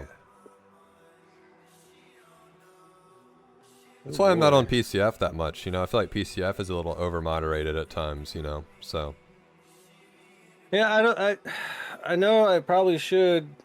Like, everyone gets a lot of information from, like, the Discord and PCF, but, you know, it would be a lot more beneficial to me if I was to get it straight from Mindark themselves instead of having to go to these off sites that I have, like, I mean, I have a little presence there. It's just not my favorite thing to do is forum trolling and shit. I'm like, I could care less. It's like some things should be said straight from Mindark's mouth, and they need to work on that. But Yeah. that was addressed to them recently, and that's why we had a notification for the crafting event this time around. Yeah. And then I got mad because there was the link didn't work. I couldn't like copy paste it at all. I was like, well, what the fuck is the point of this? Yeah. Well, and like you'll have release notes, but they'll be like per planet or something. You know, there's no consolidated list, you know. And if Mindark does an update, they don't always tell you everything that was in the update. You know, they'll just be like, they will change stuff without notifying everyone. It's like shadow updates or whatever you want to call it. Like under the hood changes that you have to figure out. It's really crazy. So there are improvements that they can take for transparency's sake, in my opinion, for sure. So. Yeah, I mean, they're not perfect, I guess, and I guess they are actually a small company, and which is kind of a decent thing because you know they don't. The less overhead they have, the more money that stays in the game. In theory, I guess. Right. But yeah, it's just I really hope that this game doesn't go tits up because I do got a lot of money invested, and especially in deeds, man, and shares, well, mostly shares. And if it goes tits up, that shit's gone. Yeah. But like the TT value, hopefully not gone, but even that could be gone. But Yeah. they're doing good, man. They're making the right choices. We just need more players, you know, because and that's the hard part in trying to get new players. Trust me on this. But I'm one of the few that actually has an affiliate link. Okay. So every once in a while I'll go do another game. And I try my best to try to bring other players in through the affiliate link. Yeah. Once I start getting a little bit of traction, it's really hard. It is absolutely hard. Because people like the game that they're playing. And, you know, very rarely will I get somebody that comes into the game. And I have brought people into the game when I didn't have an affiliate link, which I'm really upset about. Yeah. But not because they're still playing. So that's good. But I mean, it's hard to get new players into this game unless, you know, they do big things like I think also what doesn't help is that you've got a lot of content creators out there that have already covered Entropia universe, and these are content creators that either played the game a little bit at a low level and maybe spoke to a few players, or people that just did reaction videos about the game's like accomplishments and like the Guinness Book of World Records and stuff that like for like the most money in the transactions or whatever, like virtual estate sales. And it's like always the same thing, like the reoccurring theme with those is like, oh, it must be like a scam or like a casino or something, you know? And like there's been like no good there have been some good like economical analysis like for the market that have occurred, like the one that did like the PED versus like US dollar comparison and everything. Like there's been some good bigger YouTubers that have covered Entropia, but I think for the most part they need to work on marketing the game. I mean, maybe fix the game first and make it more sustainable first, but then market it and be better about like what you're putting out there, and like maybe even get some people. Sorry, one second. Wiggle it a little bit. All you got to do is just wiggle a bit, wiggle a bit, wiggle a bit. All you got to do is just wiggle a bit, wiggle a bit. I said wiggle it a little bit. Good job. Thank you, Roger, for the sub. That's gonna be edited out, by the way. I'm not gonna be dancing on the VOD. Yeah, you are. Don't edit it. No, like I made a video about that, and it actually was very, very controversial because I went ahead and named them as the YouTuber tourist, man. They're just tourists. They're not here to stay. Yeah. You know. But and I got a lot of dislikes for that for some reason. Well, it's like, but they're coming in and they're promoting the game. Yeah, but they're not doing it very well, like that. Yeah. What's his name? You got John. You got Asmongold. Yeah. Yeah. So Did Asmongold cover this game? yeah, he reacted to the top transactions that ever occurred and gave like a couple of comments. He never really played it. So Oh, okay. yeah, there's been a few people. But that Jaundice guy, man, that right there is like, well, shit. Yeah, you done talked to the wrong fucking people, and Yeah. for one.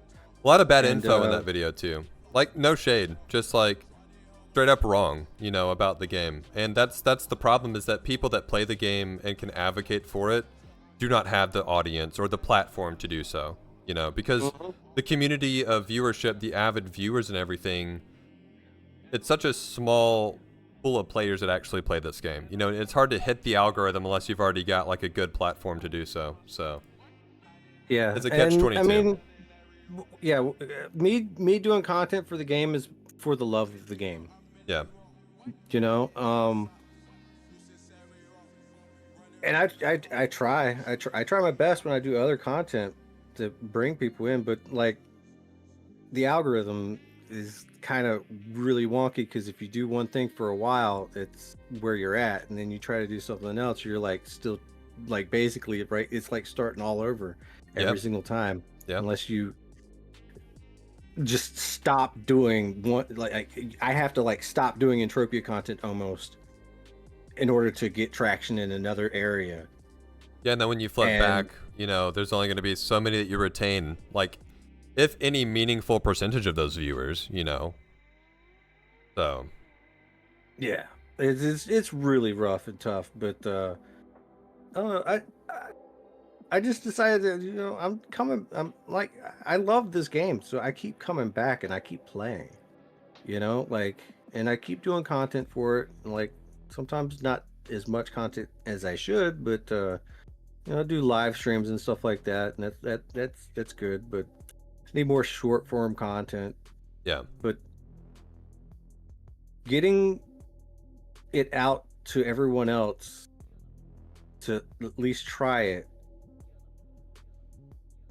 you're fighting against bigger content creators that do content that's like out there, and they got good followings, and those are the people that like content creators that are promoting Entropia have to fight against, you know.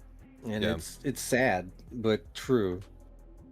And sometimes it's not hard, or it's not easy to sell this game whenever Mindark isn't putting in the work to do what they need to do. And that's what I was about to circle back on, because you have content creators in the circle that are currently producing that are, I wouldn't say they are roasting Mindark, but like the players that are playing and paying the bills, basically, they're not stupid. Like, I mean, we know that they haven't fixed a lot of the shit they need to fix. There's still a long way for them to go. They're making steps in the right direction, when I've said this several times already on this VOD, so I feel like a broken record, but like, there's still so much they need to do to make this like a viable game to like your average everyday motherfucker. So, and that's why I'm like, well, Unreal's coming out soon, and hopefully they get that ball rolling and then fix what needs to be fixed so that they can have a good launch, because it's basically they're going to be relaunching the game again in a different engine, and that's when they're going to authorize the push on Steam to get people like it in front of people. Because another thing that I find doing, you know, while I raid somebody off of Twitch, they're like a random person, they're like, what game were you playing? Entropia? I've never heard of that. You walk up to everybody, I've never heard of that, you know. Like, you got to be looking for it, you know. Like my real friends, like my friends that I fuck with in real life, I talk to them about this game. They've like, everyone that I've ever like talked to in real life has never heard of this game. I have not found a single person that I met outside of this game that lived in my same state or IRL or anything. And I'm just like, have you heard of World of Warcraft? They're like, yeah. I was like, this game is as old as World of Warcraft. And they're like, no way. I'm like, yeah. Like, it's fucking crazy. And I think to the point that Granny made earlier in chat, how about keep your old players, LOL, versus like, I guess, getting new players? I think that if Mindark wants to go in the new direction that they're wanting to go in, they have to abandon the old player base to some degree and embrace the new player base. but getting new players is going to be the make it or break it for them. Because of the changes that they've done to the Mayhem vendor and the limited weapons that they're introducing, they are moving in that direction, so they need to catch up. So they need to do the starter packs and new player experience to sustain. Because you are losing old players. And So. yeah, I mean, we are losing old players because old players die, man. There's been a lot of people that have just passed away, man. That too. And I mean, it's only going to get worse over or moved on as time progresses. You Yeah. know? Yeah, but just think though, like, you know, yeah, they have to make the old players happy too. Yes, but you gotta remember, like, getting new blood, that's new money, you know, and all this other stuff, and that's really important because that new blood can actually end up buying your items that you want to sell when it's time for you to, you know, call it. Sure. You know, like, I bought some skills last night. I bought some commando just to get that extra hit point. I don't know why, but the sheer fact of the matter is somebody sold that skill. If I wasn't there to buy it, and, you know, where's the they market? wouldn't have got that money. Yeah. You know, and that's what people gotta remember. Like, this new blood that Mindark wants is gonna be the same blood that's gonna buy you out when it's time. Yeah. So you have to encourage that. We have to get more players in the game. And, you know, somebody in the Steam thing said that you know, basically all these old players just want new players to come in so they can buy their shit. It's like,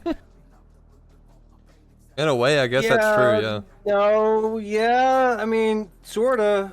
Not really, but yeah. I mean, you're not wrong, but you're not right either. It's not like they want that to happen. They're here for fun too. Yeah. Some are here for money, but some are here for fun.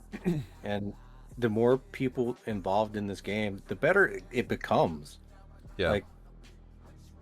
Like everyone was hunting on Aries. My returns were great.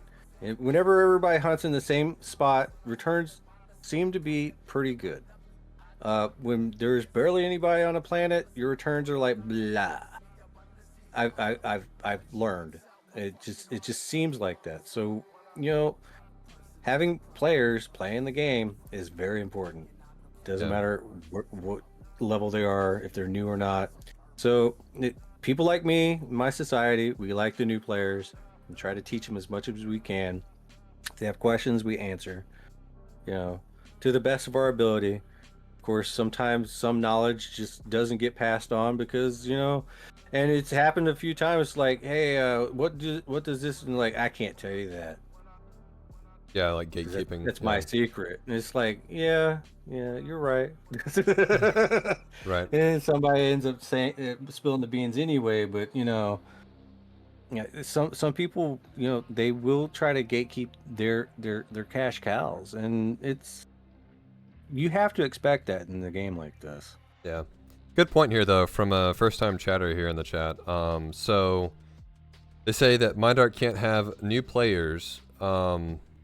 How you want to sell the stuff? All old players have great stuff already, I guess, is his point. So, like, basically the old players have all the good stuff. How am I supposed to get new stuff as a new player is what I'm getting. Do you feel stuck when it's not possible to have people that want to buy them because it's impossible for new players to skill for high level? I think that's where they're starting to bring in the new limited stuff and move away from the old, like, unlimited stuff. Like, I have, like, a really good end game weapon, you know, as like an old player, but that's only like one in the game, and I have it and I don't intend to sell it. So, and if I did sell it, I've got a list of people that I've known for years, or like an inner circle of players that I would offer it to first before it went to the public market. So I get your point to where it's like good weapons don't always come out to the being available in like the public market or to those other players. Like unique items wouldn't go up for public trade.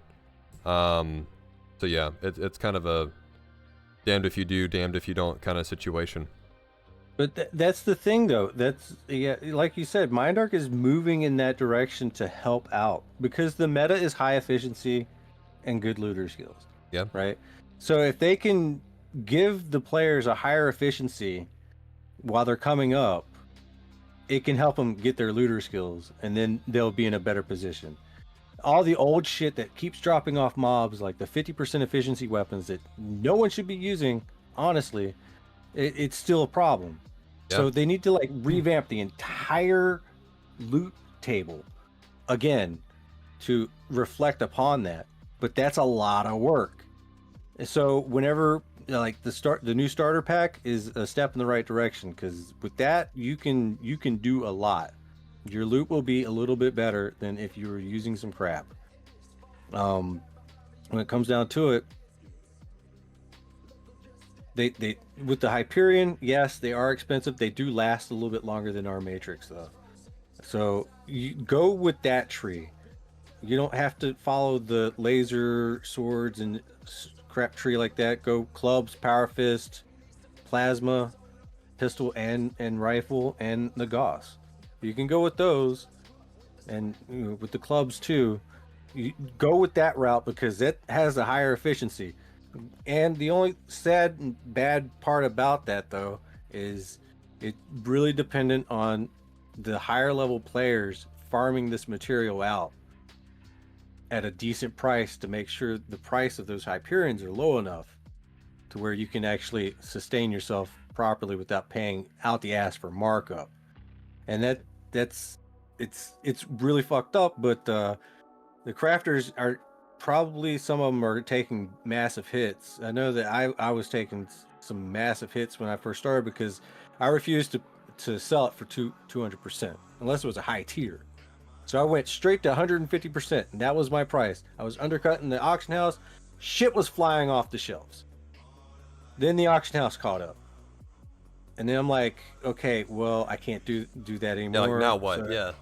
Now what? And so I had to start easing it and lowering it. And then the auction house caught up again. But those guys are losing their ass. And I don't know, man. I don't track that shit. I just wanted you guys to have higher efficiency weapons at a cheap cost. So now I gotta adjust my shit again so you guys can make them fly off the fucking shelves. And I could get some more money. God knows I need it. Anyways. You know, I've seen a lot of stuff going on with those crafters and stuff, man. Like, it's like if you start coming out and offering stuff for like cheaper, they'll undercut you until you run out of PED. Because that's how much bankroll some of these crafters have. And then after you're gone off the auction house, they'll then start rising it back up to where it was. Like, it's pretty crazy. And you know how you fight that, right? You just don't craft. No, you buy their shit.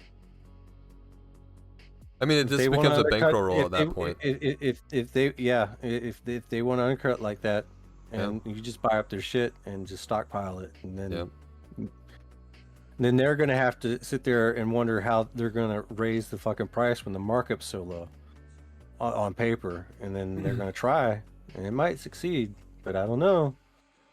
Sometimes, you know, it takes a little bit of money, but like, that's the thing, you know, it's all about bankroll in some cases, and sometimes, you know, if you don't got bankroll, you lose. Oh yeah, I'm sure there's groups out there, like one of our viewers just said, there's crafting groups out there with 100+ K a piece of PED. I mean, there's also, you know, mining groups out there that are tracking waves and shit. So yeah, a lot of stuff like that. I also agree there could be more noob events. Like, another person was still upset that MindArc is just still doing Uber events. Like, that's all they see. And also how ridiculous some of the unlimited gun prices are. Like $8,000 for a gun is a lot, you know, just to consider when you're a new player. And I definitely have to agree. So hopefully the trajectory continues with like the limited weapons, and you're not committing to a high dollar like unlimited gun just to be like break even ish, you know. So yeah, we'll see. And it's kind of where it needs to go, because, you know, crafters need to, you know, craft in order to make their side of the coin too, and all these unlimited stuff just breaks out the crafter. Like, what is the crafter going to do? Just do amps and stuff for all those weapons? I mean, that is one answer, but like, I think moving a lot to unlimited, or from unlimited, because the unlimited guns, I mean, they should still retain that high value that you're complaining about. It's something that you never know. You could like actually get some sort of HOF or something, and you might get what 80,000 PED, and you might be able to afford it. Like, I mean, we're talking about loot 2.0 like, now, but yeah. I mean, there's always that possibility, though. It really is. There's always a possibility that you might get something really big, and then you will be able to afford it at some point, or you can just like save up over time. But yeah, I mean, yeah, the Frontier rifle is pretty good. It really is.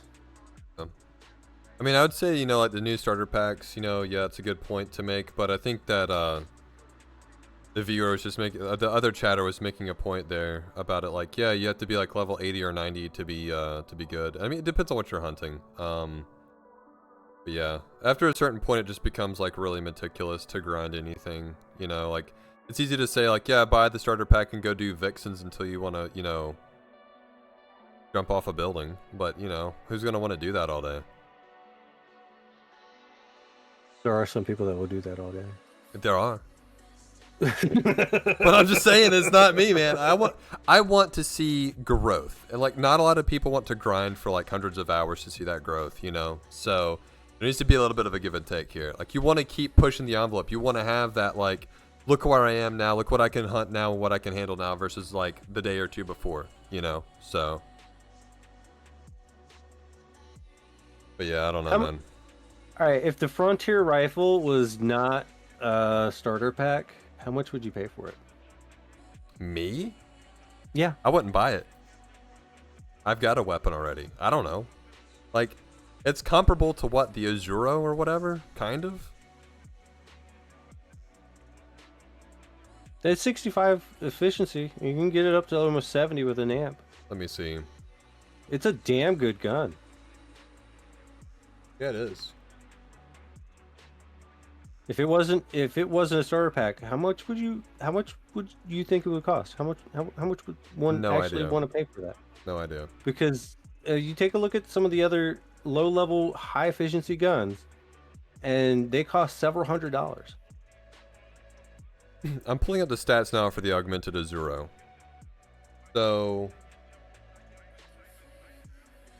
80% efficiency, so that's gotta beat hella on efficiency. But like your DPP is way less. It's like 3.2. And I think that the $10 Frontier rifle is like what? Almost 4 DPP? So I mean, I don't know, man. I would say probably somewhere between like the augmented Azuro and the one below that one maybe, depending. I don't know. Pop out a number, man. What? I don't know, like 1,000 ped. Yeah, $100. Yeah. I'd have paid that for that gun, maybe. I know somebody would have. Maybe not me, but that's what I would say roughly, maybe. Yeah.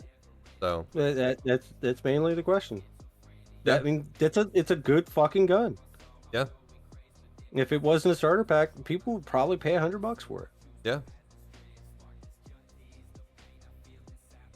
So it's like, yeah, they're selling a $100 potential gun for $10. I mean, that's one way to look at it, right? So,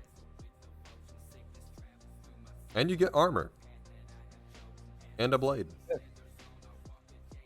Yeah, I mean, it's one thing that, you know, people need to take into consideration. Like, they really listened to some of the player base when they were trying to give suggestions on what the noobs need. They need higher efficiency, and that was what they landed on. You know, about round 70, if you can amp it. You know, Minarch makes their money, and you get to play the game a little bit longer. Yeah. You know, and grab your skills, because you're gonna need the skill over time. It's the reality of the situation. You have to pay the gatekeeper, and then you can think about getting these other guns. But I'm here to tell you, like, I have a BC30. It is a level 40 gun with the skill increase bonus around 30 to 40. Okay, it's a good gun, but it is not a level 90 gun, but it has 80 efficiency. It still costs several $1,000s. to get something like that, and that's a low level gun.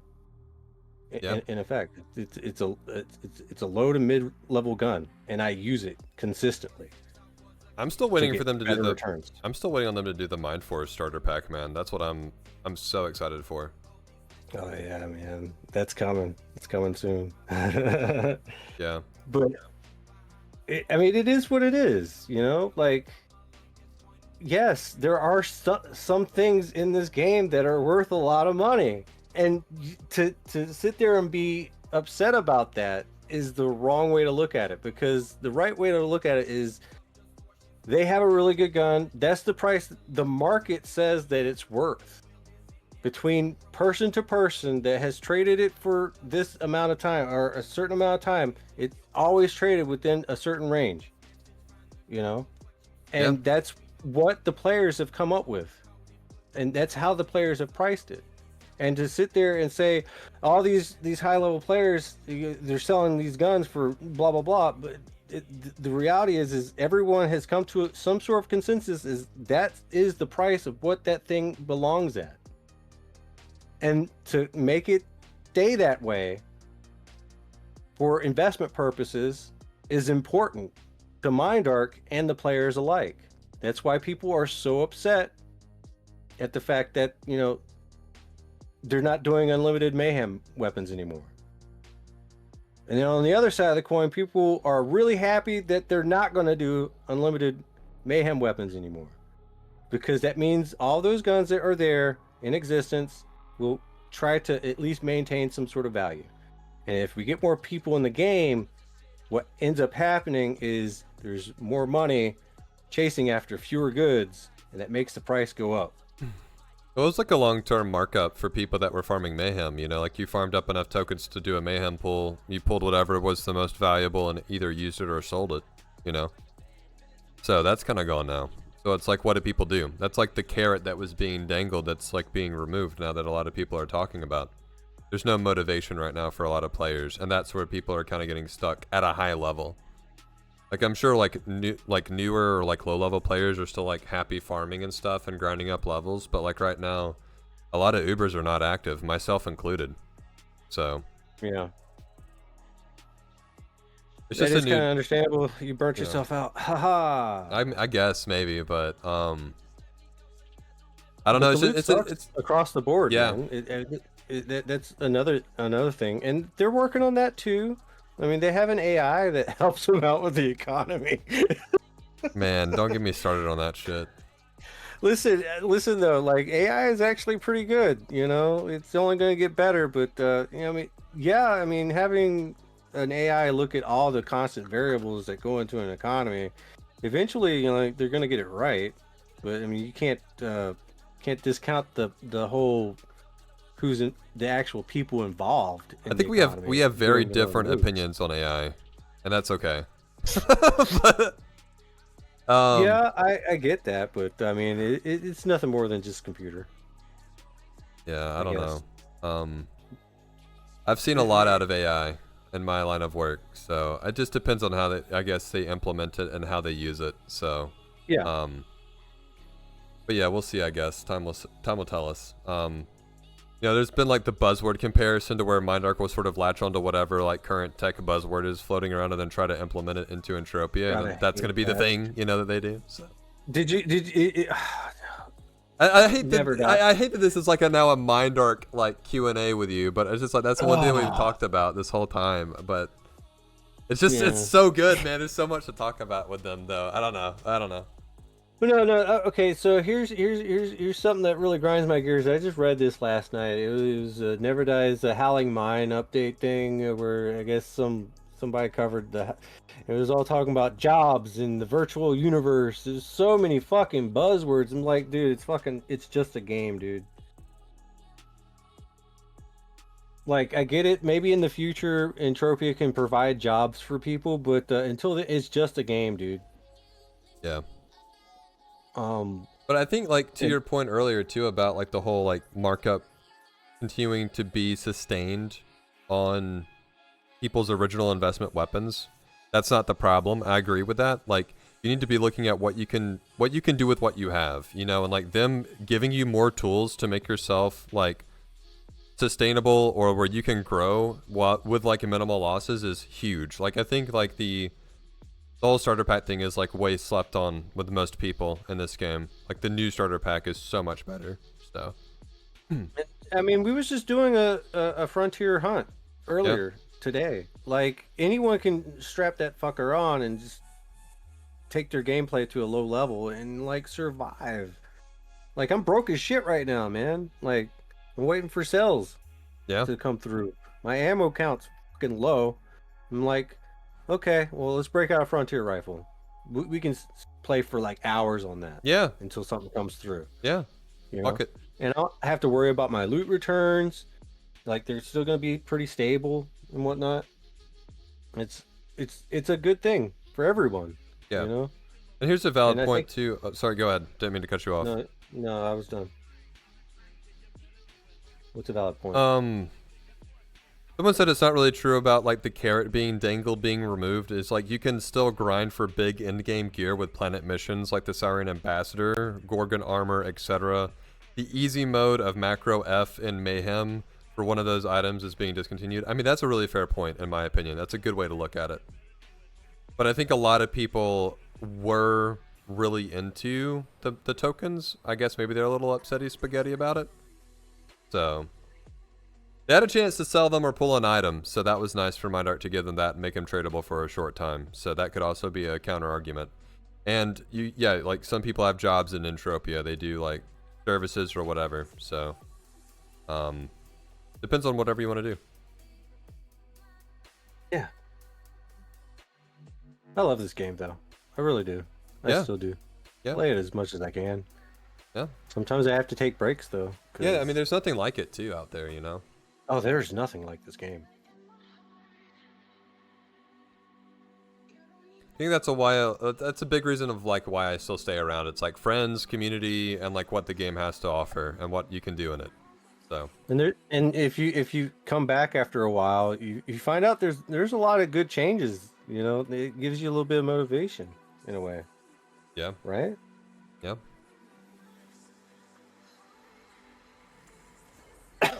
All right, let's see.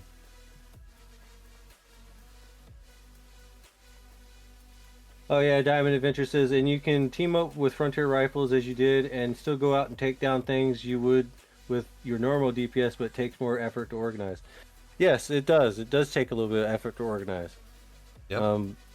And that's why you probably want to be in a decent society or something like that, to where you can organize that on a drop of a dime. Yeah. If you see enough players on, like, hey guys, anybody interested in doing some shit? Some people will say no. Some people will be like, hell yeah, let's go. Yeah. Diabolical Dominion, we're recruiting. Everyone. Another plug. Doesn't matter who you are. Yeah, you goddamn right. I know. What's that guy's name? P-Reg. He also does a lot of like noob team hunts like that in his sock. I've actually joined him on a few just for fun. Like, hey, you know, grab your Bukins, grab, you know, whatever low-level rifle, and they'll go after like some mob together, like 10, 20 of them rocking up, man. Like, it's cool. It's fun. He's one of those people that put me on ignore because my creature control antics. Oh shit, my bad. I didn't know you had beef with him, but my bad. I don't, man. I don't. Well, he talked a lot of shit and I just started blowing up his vehicles more. Damn, bro. I'm sorry. And just smiling, but I don't know. My bad. My bad. Sorry. Nah, I don't care. I was just talking about folks that are out there that do similar things, you know. But yeah.